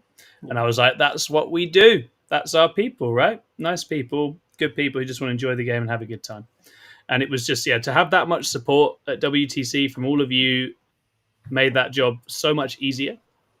And as Chris says, that's a community that, as it turns out, mostly Chris, but also me and also other people have built up over however long. And it's been incredible to watch it grow. And I don't know. Our world doesn't give you all that much like positive reinforcement, does it? A lot of the time. But we get so much from this, and it makes us want to run through walls for all of you. And we'll keep doing so. So thank you so much for that. It means the world. we literally did just have a team meeting where we were wish listing things that we'd quite like to do. So many things, so many plans. And we have got a lot of exciting stuff. How much that actually happens, who knows? But, we have got a lot None of it and all of it. We've got a lot of exciting ideas coming up. Aaron also did get a lot of those questions right. Well done, Aaron. Yeah, well done, very, Aaron. very good. And thanks for backing me when we all knew it was going to be Chris has done more shows. It's fine. I've got a feeling I'm going to do a number on him in the next 6 months. When we hit 200, we'll do the question again. Happy 100th birthday from Lee Churchill. Thank you, Lee, and happy 100 for whenever yours was as well. Dear. Very, very cricket good. joke, right? So we asked for podcast questions. They're very indulgent. They're very us focused, but there's some WTC stuff as well. You can shout us out questions in the chat. We will answer them. Make them team focused if you want. Make them WTC focused if you want. Whatever you like. But we'll say we're in a very us centered mood tonight. If you want to find any random facet of our history, things about us, please do ask away. This is the time to get it because we're spilling it all tonight. And obviously, if you want to super chat us, that'd be lovely. I got quite into super chats when it was for beer money on the stream. That was really nice. Yeah. So if you fancy shooting us some beer money, we promise we'll spend it on beer as well. Okay, I'm going to go to the Discord and get some questions. So, goodness First more. one's Fozzie asking about the pictures. Yep. So, Fozzie, you had one asking about photos of models. We're going to build a little channel in the Discord. We're going to put photos of our favourite models. We can ask on the stream, though, boys, what is your... If you were to try and pick a favourite model you'd ever painted, what would you say it is? This was actually a question I asked the Team England boys and to mixed results. You guys paint Paint models? them? Out of choice? I sent a load to the thing because I couldn't actually pick. So someone else answer. Mine'll probably be the my Hellion Beastmaster. Hellion Beastmaster, yep. Yeah, I got that in lockdown up on Warhammer Community, so that was a proud little moment. Yeah, that was fantastic. Oh, Chantel's put some beer money in. Oh, that's my model of my child. Chantel, thank you for your endless patience as a widow of Warhammer, dealing with all the nonsense that we make Chris do and all the time we take up. She's been to events. I think of all the partners, she's been to more events than anybody. Amazing support. An amazing person as well. So really excited for the next chapter in yours and Chris's life. It's going to be super exciting. So technically our 30th member, really. Yeah. She's even got a jersey, technically. And got a jersey. It would be great if we could call your baby Tycho the Lost. Tycho, Chantal, if you agree with, just pop it in the chat. The Lost can be optional. I think we can get away with just Tycho. Middle name. Yeah. My nephew wasn't going to be called Gazgul, and I was heartbroken. Yeah. Outrageous. My sister told me to stop being such a weirdo. John, favourite model you've ever painted, mate? Go. So for me, it was the Inquisitor Erasmus, the one with the sword in the book. Yeah. Because I did some kind of glowy effects on the book and the sword, and I was really proud that looked of that really good. Actually, I remember it was a really cool model. I love you converted Azrael to be Primaris, and I think yours is better than the one that came out. Yeah, that won painting awards. That was really cool. That was really, really cool. It actually did. Yeah. For me, my actual favourite model I've ever painted is my Radikar the Beast from AOS. I really, really like him. I gave him a sort of glowy green armour and took a lot of time on the skin and the furs and different things. Also, he's just so cool, that model. He's just this big, striding... I want to make a Demon Prince out of it one day, actually convert another one into like a Night Lord's Demon Prince, because he's a magnificent model. So that's my favourite one. Nice. Mine was my first ever Harlequin.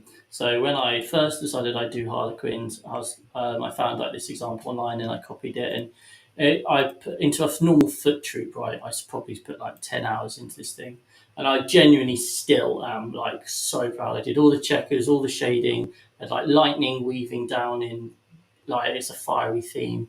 I genuinely would struggle to paint that well now. Like personally, for me, that was like, oh, this is really cool. So yeah, it'd be that Harlequin. Yeah, Harlequins are very rewarding when you do them right. Like they're really cool. They're very cool models. Okay, and then our next question. What about Rob? Rob already did. It was his Beastmaster for his Beastmaster. How did I miss that? I literally must have blanked out. Lee Churchwood says his Silent King. That is a very cool model. But Lee's is a very, very good painter in general. Really, really good. His Demon Prince is very cool. So, Adam... We should do a team painting competition where we all paint one and we don't tell who it is. And then yes! Same model. Yes! Yes. Let's do that. Let's do that. Yeah, so do we do all the same model? Yeah. Well, you could do like a battle line, couldn't you? And then anyone could do whatever. Yeah, and then we just put them up. People vote for whoever they think is best, like on the Facebook page. Maybe that's probably easiest. Like through likes, and then that sounds great. Let's do that. Yeah. That'd be really fun. that's how our planning goes, guys. We just throw random ideas up. Yeah, and we Cool. it's working. It's Whatever working. sticks, Don't sticks. don't doubt us. We're taking over the world, man. Yeah, One step at a time. Right. Okay. Next question is from Adam, and this is Adam Gawley, who Rob and I met at Warhammer World, and we were like, "Oh, you're a promising young Archon. Come and be in our Archon chat." And he's a great lad. We really like him, and I think he's going to be very, very good in this game for a long time to come as well, which is very exciting. And he asked, "What's everyone's dream 3-course meal?" And then more Warhammer related. How do you physically or mentally prepare and recover from events? Those are two huge questions in one. So he basically do off menu is what he wants right now. I mean, basically, my favourite meal is Thai. So I would definitely have a chicken Penang with jasmine rice as my main.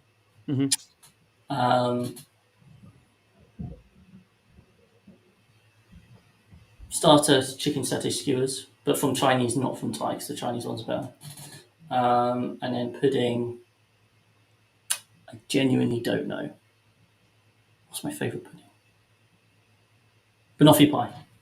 Banoffee pie is very good. That would actually be my choice as well, because my aunt Carol makes an incredible banoffee pie.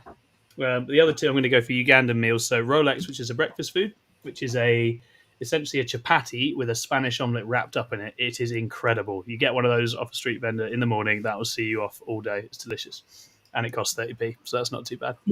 And then they do very, very good sort of masala type curries and stuff. You can get a tilapia curry in Uganda that's amazing. So those two meals, and then somehow I've got banoffee pie out there and I'm having a good time. That'd be great. I've taken that out in a box somehow. Yeah, it survived the flight. Nice. Yeah. I'm going to go jalapeno poppers for starters. Oh, so good, so good. Then we're going to go for a Thai drunk noodles. So it's like basil chili noodles that are delicious. And dessert, probably like just a chocolate brownie, nice gooey chocolate brownie with ice cream. Very nice. For me, it'd probably be calamari as a starter, because I love good fried calamari where it's just still a little bit crunchy. Perfect. For a main, it's probably cassoulet, the French peasant dish, which is just like sausage and beans, and that's what Chris's often Bretonians confit eat. duck on. Such a great meal with tons of bread, and you just get really full. And then probably for pudding, because I don't get to have it often, but I do still enjoy it. It's a good tiramisu. Okay. If it's done well, it shouldn't be heavy at all. I always think it looks really nice, but I just don't like coffee. That's the fundamental issue. Aaron Wilson in the chat says buffalo wings, tomahawk steak, and cheesecake, and he's in America, so he could be eating that right now. Buffalo wings is amazing. Like I absolutely love buffalo wings. Like 3/4 of the style. At events, that is our go-to. Like we are getting buffalo sauce and wings, and the rest will figure itself out at that stage. Sounds like Lee Churchwood is in for the painting challenge idea as well. So, as far as how do you mentally and physically prepare and recover from events, guys? I've started buying a case of water from Aldi on the way to events and making sure I drink the whole case by the end of the weekend. And 100%. Such a difference. Hydration is the essential thing, isn't it? Salty snacks, sugary snacks, and water when I'm at the event, because I found sometimes, especially in like round 5 in a hot hall, water doesn't always cut it. Having something else to help pep you up. Yeah. How do you will mentally prepare and recover? So beforehand, kind of, it's looking at the lists that I'm playing against. If it's a small event, I want to take it seriously, I might be looking at the events, the players who I think are going to be right at the top and who I want to be taking on. If it's a massive event, that's not really that relevant to me. So I'd be looking at my first round opponent, thinking about just rereading the missions, thinking about making sure I know what each mission is. Like, obviously, we do a lot of UKTC, but kind of like if it's not UKTC, making sure I know what the missions are. If it is UKTC, just reminding myself, where do I deploy? What am I trying to achieve? And in terms of after, it's hope that it's during the holidays and I can sleep on Monday. Yeah, absolutely. Because I'm zonked on the Monday, but yeah, as the guy said, in terms of during the event, like hydration is got to be. It's just hydration, and also like don't just eat crap for every single meal as well. Like don't make it just burgers and chips for 2 days. Like get some of the other good stuff in. For mentally preparing before, I do it one of two ways. Either I deliberately take something that I know I'm not going to win an event with and I don't care and I'm relaxed, and that's great. And sometimes I just need that. I remember when I got back just before LGT, I hadn't played, and I was like, I'll take Drakari. I always know Drakari. I know it's not going to be a meta topper. I'll just have a good time. And it was great, and it was fine. But then if I'm like, I can do something good here, I will play a couple of games beforehand and prep and try and play the first mission, blah, blah, blah. And for me, if I go to the event and where it is the night before and I sleep, I always do better. I have a long history of flopping. If I hit someone good round one and I've gone there that day, I lose as often as I don't. Like I often drop the first round because I'm not as good. Like I'm always a bit fried from travel. I've got up earlier, blah, blah, blah. I don't make good decisions. So if I think to get the most value out of an event, I stay there the night before as well, if I can afford to. And fuck off, Adam, in the chat. He says, this is the benefit of being younger. Don't usually need the Monday to recover. Well, that'll come, Adam. Don't you worry.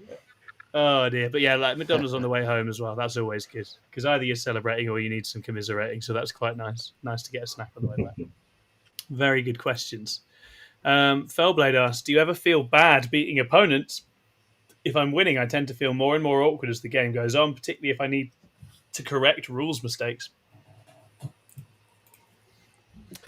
If you're playing in the right way, not really, because I think with experience and stuff, if you are come up against a more newbie player, it becomes like this cooperative game, and you're trying to help them out, and it's you're not going to lose anyway, right? No. So, you can kind of get the win done by turn 2, and then just play nicely.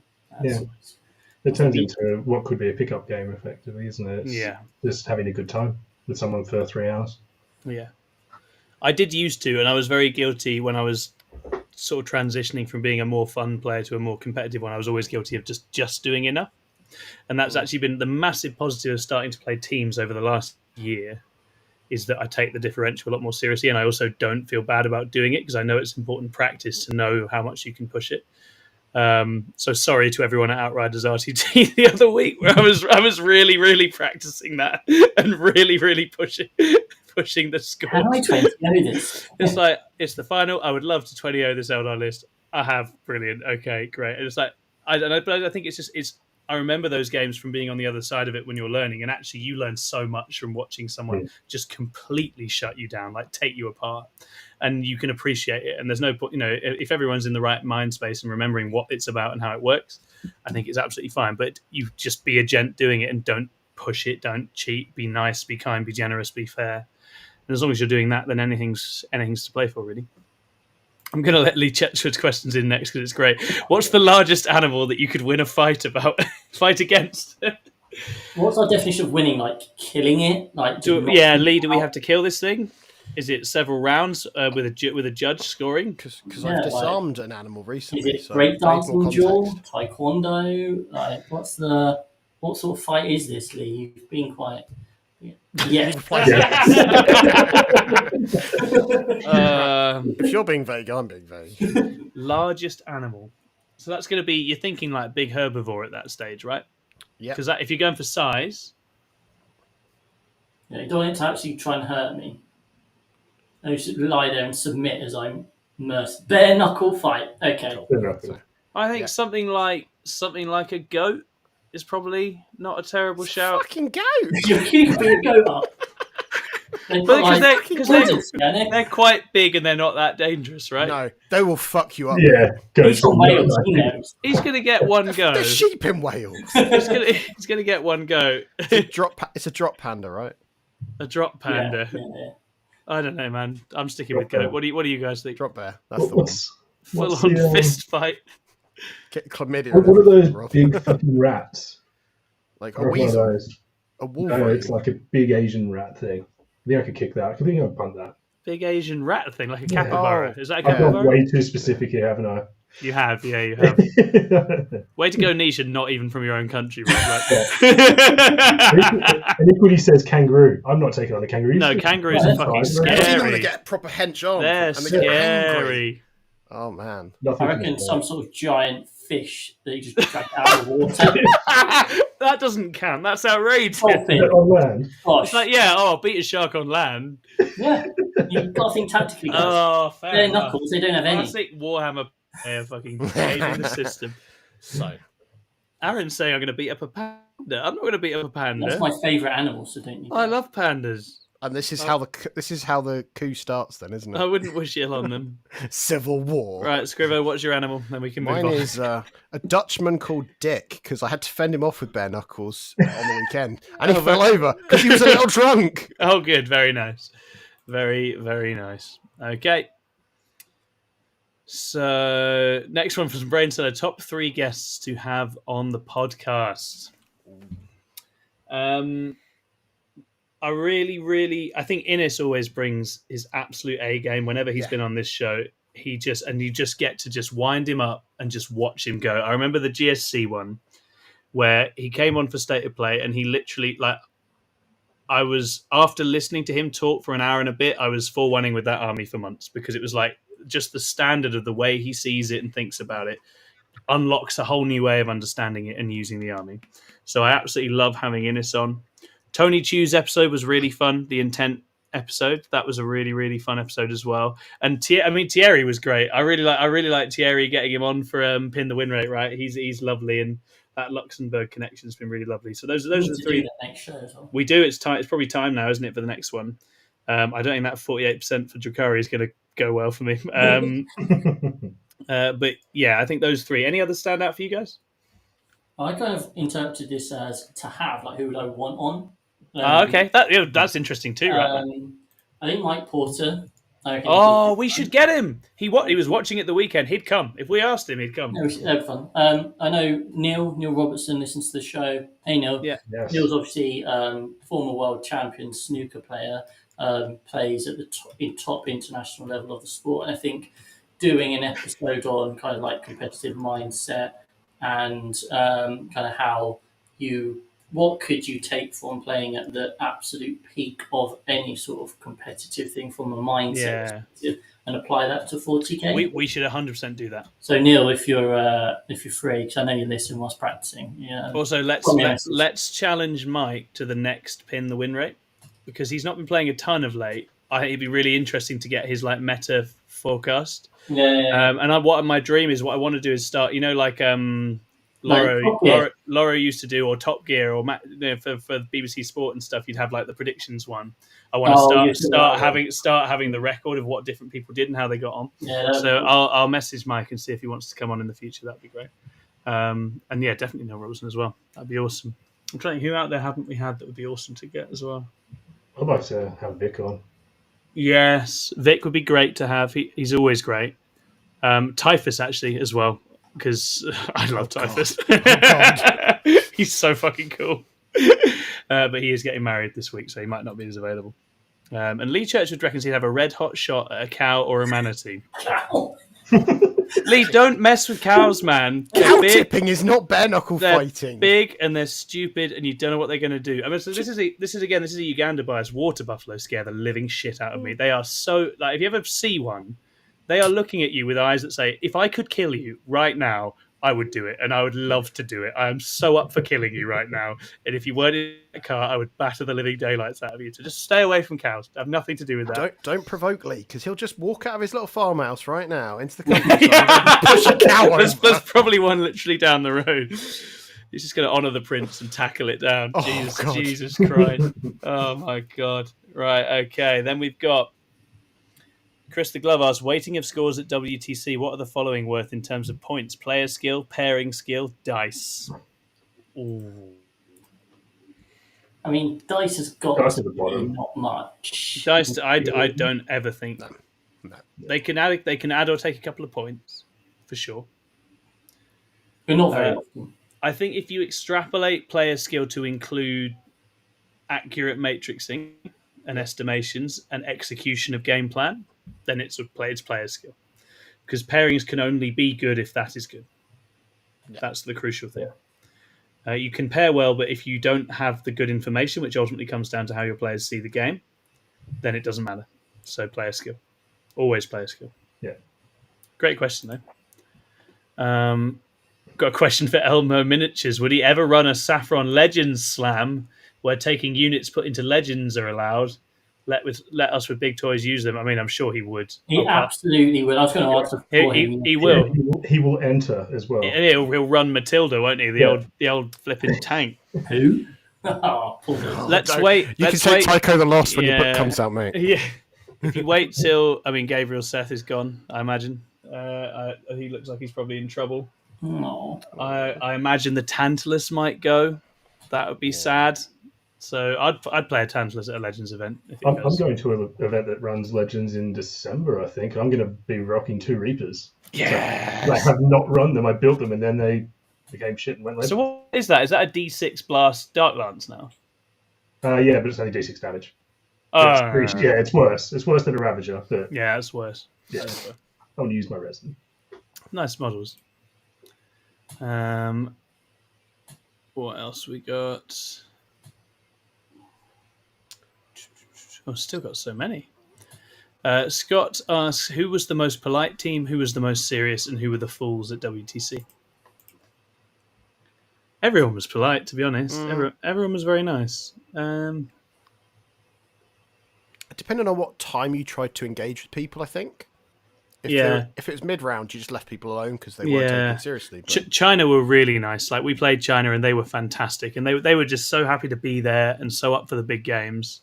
And they actually, put a really good shift in as well in that round. And so they were a delight. And because they were in the same hotel as us, we talked to them quite a lot, and they were really nice guys. So that was really, really fun. Most serious, I think England took it way too seriously. They got well into it. They were well. I think as the just very happy to be there guy, like watching the mood drop as the results dropped on the things. You're like, this is still the most amazing thing you could be doing this summer. Like, you got to keep your head in it. Remember how incredible what you've just done is. Don't lose sight of it.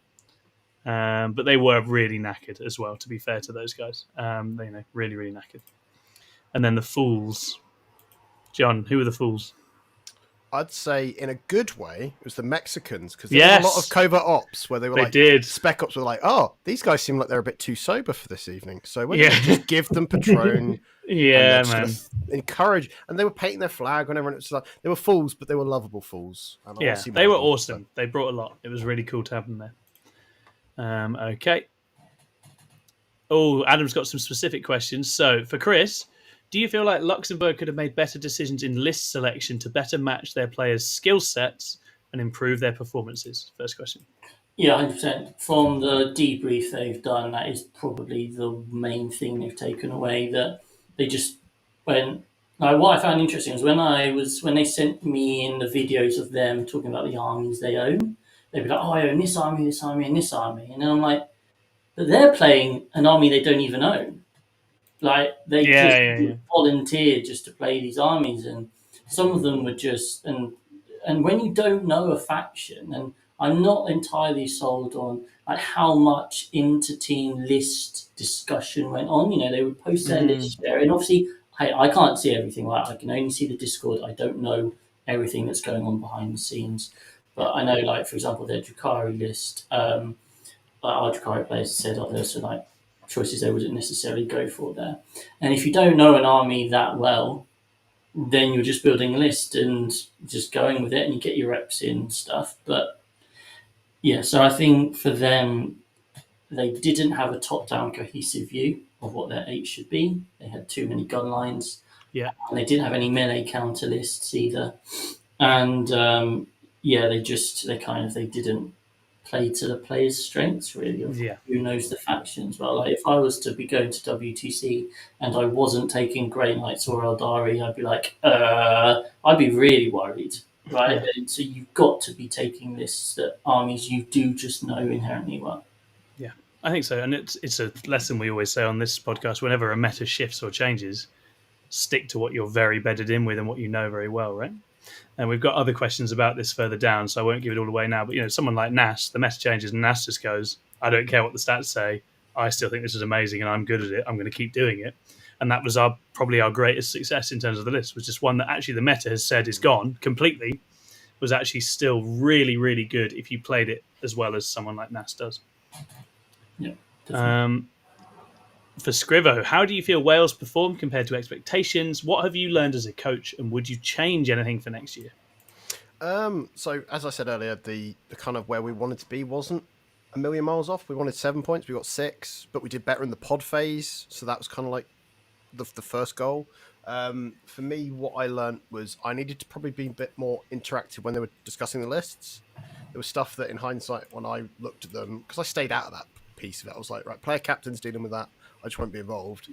But there was things that I disagreed on. I maybe should have been a bit more kind of assertive on. So it's so hard, actually, isn't it? And you've got a whole bunch of people all buzzing in a chat and swapping ideas. It's so hard to stick your head up above, and make a call like that. Yeah. And when I'm not the player that player that plays that army quite a lot, it feels like, should I be trusting their judgment? And that's tough. And I think with experience, because I actually do play that faction as well, it would have been quite reasonable to have said something. But and I think for next year, I just want to be a bit more hands-on with that. Next year, when Scrivo is captain, he will direct things more seriously. Take a greater steering hand. Just you wait. Hannibal asks, which faction overperformed expectations and which fell short? For me, it's Astra Militarum and Sisters, respectively. I have had to pretend Guard are dead for months, and they're not. They're real good. They're real good. Yeah.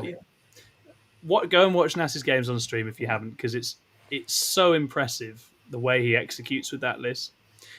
You look at it and there's not any one thing that's even that great. Like its shooting isn't that great, its melee isn't that great. Just does everything fair. But it can just do everything, and it can spread out, and it drags you out. It blocks you. He's playing like Eldar blocking with Cadians, man, and it's so impressive. And they had the nerf to the reinforcements, but he just gets that one good one in a game, and it's still so impactful. Yeah. So having run into the 18 Bulgarian a few times over the last, I can't remember where we put them in the tier list. We had them way down low. I was just like, no, they're not. They're very good. So yeah, I agree with Guard. Sisters, I do agree on, because I think a lot of teams took them as a big hitter list, and in reality, when it was having a good game, it was getting 14s. And it had ways it could swing just on the dice as well, where you'd think your one big kind of your Val and Nunbots could do something. It just didn't quite do enough, and that slowed the score down for you. It felt very drawish still, even though that felt like we especially had that, I think, lined up as something that was going to do big pushes, and it didn't always achieve it. Yeah, we got decent scores out of our Sisters in the main. I think it had to be... You have to pair it right, don't you? Yeah, and you can play it in different ways. So, like, Chris Kinnair is very aggressive. He plays it very aggressively, and he got good scores.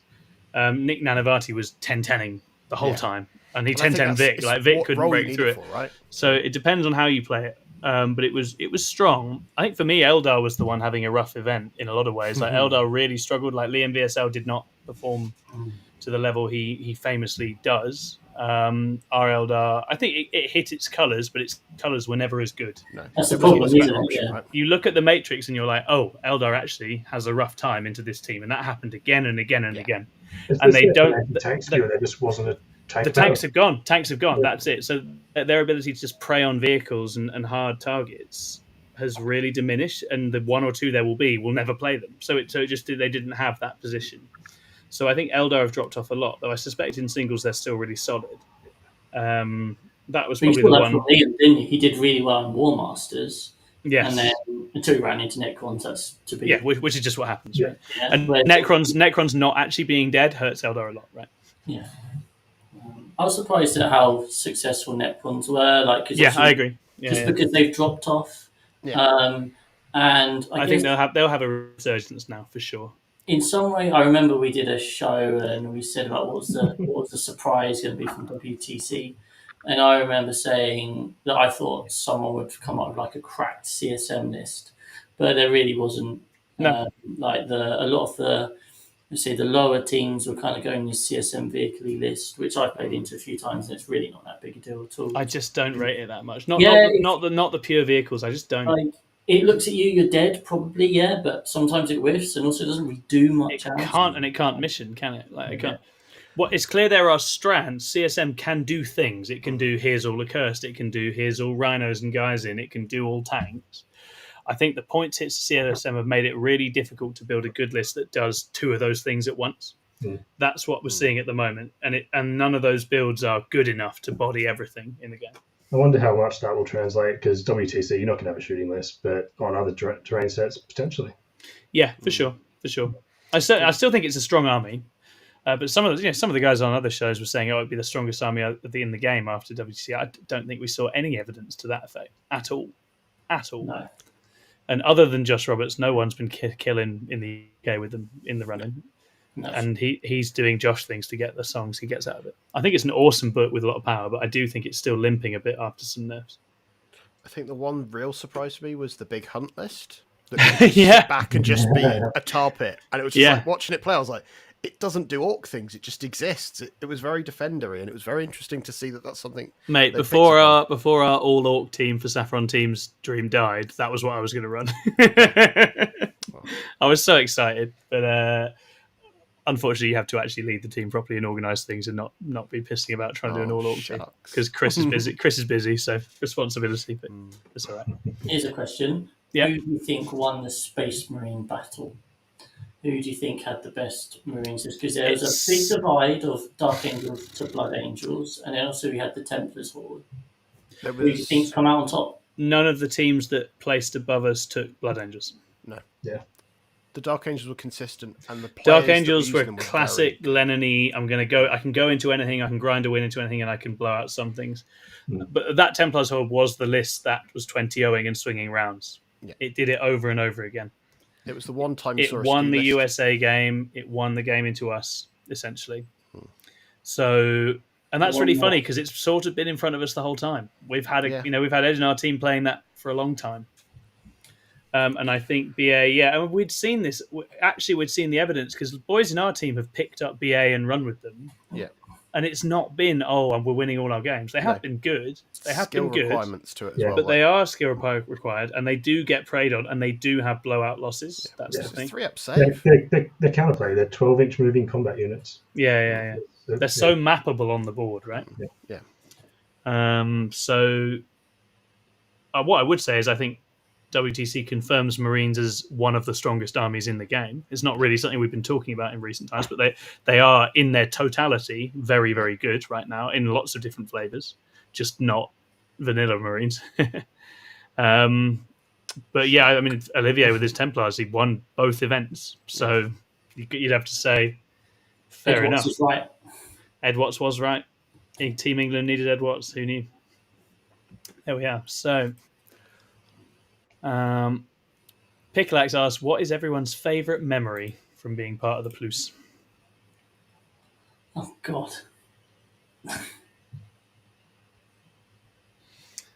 mean, hopefully the science isn't because there aren't any. There's just too many to choose from. I'm trying to think, I think the team events for me. Yeah. When we've taken 3 teams and then we've gone for a big meal and the team events after themselves this year was one I was thinking of. Yeah, the team events themselves are good when you're having the success with a team. Is by far it's just so much better than when you're having it as an individual. And then just the evenings and just the hanging out with your mates, I think, probably. I can't remember which event it was, but it was the teams one where we started it off by getting past War Masters, and then I think we played... It was the first ICT. We played Ignite at the end? Dice Down. Or Precursor. It was effectively the lineup to Ignite. And we played Bulgaria as well. And we played Bulgaria. That was one of my all-time favourite events, because there were so many amazing things in that. We'd never beaten a team like War Masters before, so that felt incredible. The Bulgarians were some of the most fun people in the world, and... I have Carrion's shirt in my bag, which is great. They had custom faction art on each of theirs, which was amazing. So cool. So I've got his with big orc stuff on it. And he beat Ben Jurek from America, who's a big name. He beat him round 1 at War Masters. I went up to him and went, "You beat Ben Jurek?" And he went, "Who?" It was so good. So good. So yeah, that was one of my standout events with the team, I think. Really, really, really good. Awesome. Then we have... Does the rivalry between home nations harm their interests, and is there discussions about improving that and working together for future tournaments? Well, historically, things like home nations and even Battle of Britain, which is now a different thing, were very much meant to be for that. So I think historically there was that connection, and over time things have kind of separated out. But I was chatting to Tony over the week, and he was talking about doing this sort of stuff. So Yeah. I don't think it's not going to ever happen again. It's more someone's got to make the first step, because I think the feeling in England was that, the fully bunkering off for the last however many months, we'll know after the event if that's a great idea or a terrible idea. Yeah. And I think you look at it now and you go, we probably missed a couple of things that we would have got if we'd collaborated with teams more. And a lot of the other big teams did collaborate with other teams. And actually, I don't really see any reason you wouldn't, because you just get such good high quality practice in pairings and lists and other things. So I'd personally go for having more of it. But I mean, there's always going to be a bit of an anyone but England vibe in that area anyway, and I think that's inevitable. There's a follow-up question, which is, do you think England, USA, and Poland were too focused on one another and they let victory slip through their fingers? How do you focus on? Because he's talking about the Olympics thing, where basically the Norwegian guy set out at a really fast pace just to try and dominate and end up shooting himself in the foot because he was trying to focus on one or two other runners and try and run them out of the race because he thought he could beat them in that element. And then some random American ran through. Is it possible, though, for you to be focusing on what one or two other teams are doing whilst not aware of what they're doing or what their style is? Because you go in knowing that Poland are going to throw out some crap lists and you're going to be like, what the fuck is that? Yeah. Can you prepare for that, really? Just get in their heads? Do you think England were going, America and Poland, they're the issue. We need to think about them. I don't think they were. Certainly not at list selection and list design. No. They weren't thinking about the teams. They were thinking about what's the best set of things that we can put together. And then in pairings practice, no, it wasn't either. Like we practiced each round as it came, and we spent. Tony wanted all the main prep to be in relation to the pods. And making sure we respected the pods and took them seriously, and it was just as well that we did, because those teams were stronger than people gave them credit for. I think probably, actually, if anything, in the longer run up, you do need to focus on those teams more than we actually did, and have more of a sense of what does a sort of pairing and matrix look like into these teams over lots and lots of iterations, and start figuring out those combinations a bit better so people can practice and things. Because you just do not have time at the event itself to do those kinds of things. It's too late. It's like they're so busy once you're there. It eats so much time. But what I would say from like a content world stance, obviously it's funny that France wins because they're not the ones doing podcasting in English, whereas the Polish are, the Americans are, the English are. So if you listen to shows, you get this mental imagined world in which, it's those teams and they're the ones. And I know the US was saying stuff like we're the favourites, blah, blah, blah. That's massively disrespectful to the rest of the world as far as I'm concerned. I think that's not taking the rest of the world seriously enough. And I think France beating everyone with such a unique system and cohesion is fucking awesome. And it's a reminder that we all have to up our game and take everybody seriously at all times. So that's a really healthy outcome. And it's kind of like every football tournament England have ever been to, right? Yeah. So what we're saying is, Zach, what he needs to do is the England team, he's going to start running 8-man team events. And then the England team is the team that wins that. Yeah. Bosh. Perfect. Bosh. We've all got to be English, so Ignite automatically. Yeah, exactly that. Yeah, that makes sense. That sounds great. But it's a tournament circuit. We're in for that. And we've got two questions. Aaron asked, who drank more at WTC, John or Tom? I'm not sure, actually. Probably quite close. I feel like we both had two big nights each, didn't we, really? And then a little bit, a smattering in between. I had one with dinner, and that was it. The England social on the first night we arrived did get really fucking out of hand. So I don't know how you were drinking on that night, John. But I was drinking a lot less than you, and then I kept giving you beer. There was an absolute I think on that basis, I think it was me, because that got really emotional, and everyone was really drunk. I'm remembering all sorts of dirty laundry getting aired. It was very funny, but very good, and it all stays there, and we moved on. So it's all good. But very, very, very, very funny. Well, Sunday was a bit more chilled, but very drunk. Yeah, but you did Sunday was chilled. Early. I went at like 2:30 in my defence, and I don't know. I think I'd hit that kind of drunk where I was like, I need to take myself home. You just went, and I was like, where have you gone? Because I woke up in bed and I still had my trousers on, so I was definitely hitting like pass out time at that stage. Oh, bless you. Cool. And then final question from High Fleet Phil. Can you see more WTC terrain events happening in the UK? Would that help to get a wider spread of players involved? What do you boys think? There already is. You just got to look for them. They're not commonly found, but I would love them. Like the one I've played in, which was at Element Games, was great. Like it was new and exciting. I think it'd be great. One thing I've always championed is scoring systems for, rather than being just battle points in rankings, doing a WTC style. Yeah. Because then that promotes that fact that you're trying to create a differential. And it means you're constantly playing for something rather than being like, oh, I won 90, 60. Yeah, you can have those points, mate. Fine, whatever. Actually, then you're playing for no, you are going to because I want to get a bigger win. Yeah. I think I would love to see that being the tournament norm personally. I agree. I think the terrain set is very dynamic. The fact you have lots of different boards adds a lot of layers to your strategy as well. And I don't think we'll have like a big base of players to draw on for England, for example, until we have like our best 40, 50 players playing on that terrain all the time. So I go in, I'm a good UK player. I go in this year. This is my first time doing it. I spend the whole year learning how to play on those boards, right? It's completely different. So different. They are so different to anything else. They're amazing. They're really interesting. They promote very different patterns of play. But if we're gonna take ourselves seriously as a big national entity, and I know for a fact this is something Tony's thinking about, isn't it? How do you take the next step? We started this year, but how do you take the next step to keep making it a big integrated circuit? Well, we're going to need those events, right? So a big part of Team Wales's prep this year is any money that was kind of generated has been put into. We've got 24 tables. 24 tables worth of terrain to run events. So as a way of kind of getting the community. So at the beginning of September, we've got an event where it's 6-man teams using that format to then try to get new players involved, but also using that terrain. And it then generates money for the team to then help justify things for next year's expenses. So exactly. Yeah, so I'd love to see more of it. What I'd love in the UK is if we get to a point where we've got GW, WTC, UKTC all out there, all being played. You've got your Glasshammer and your Vanguard and other ones being played as well to an extent. And you just get this real mix. I think that's really cool. That'd be really, really healthy. Keeps it getting fresh, doesn't it? Yeah. It does.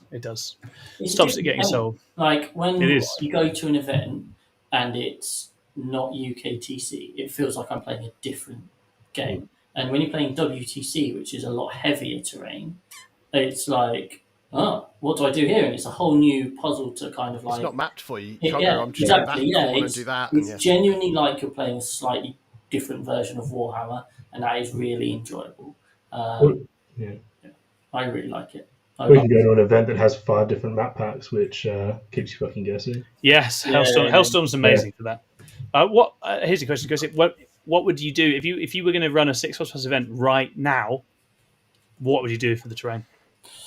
I would put it to a YouTube community vote of either GW or WTC. That's fucking sick. Yeah. That would be one option. The other option would be kind of that Hellstorm vibe, or if you're going to get one or the other. Cool.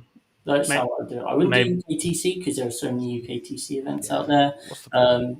It'd be for me. It'd be either WTC or GW because I think a lot of people have really spoken highly about the GW. They are great. They're really good. I've never played a GW terrain set. I have but I know what it looks like, and I've seen people play it online, and it looks really cool and it looks good. But there's no events around here that I've been to that have done them. So GW or WTC, or maybe a mix of both. That'd be 100%. Yeah, that'd be great. And we'll put that poll up tomorrow, guys. Because that's on our list of big plans. That is on our list of big plans. 2025, baby. Aaron says he'll be playing it on Saturday. Have fun, mate. I hope you have a blast. All right, guys. That is us done. That is 100 episodes. We will do many, many more. Thanks for being with us on this journey. Absolutely amazing. Do hit like and subscribe. Leave us a comment if you want to. That all helps us get to where we want to get. And we'll lock back into some more focused content that's a bit less self-congratulatory next time out. We'll see you then. All right. Love you lots. Bye.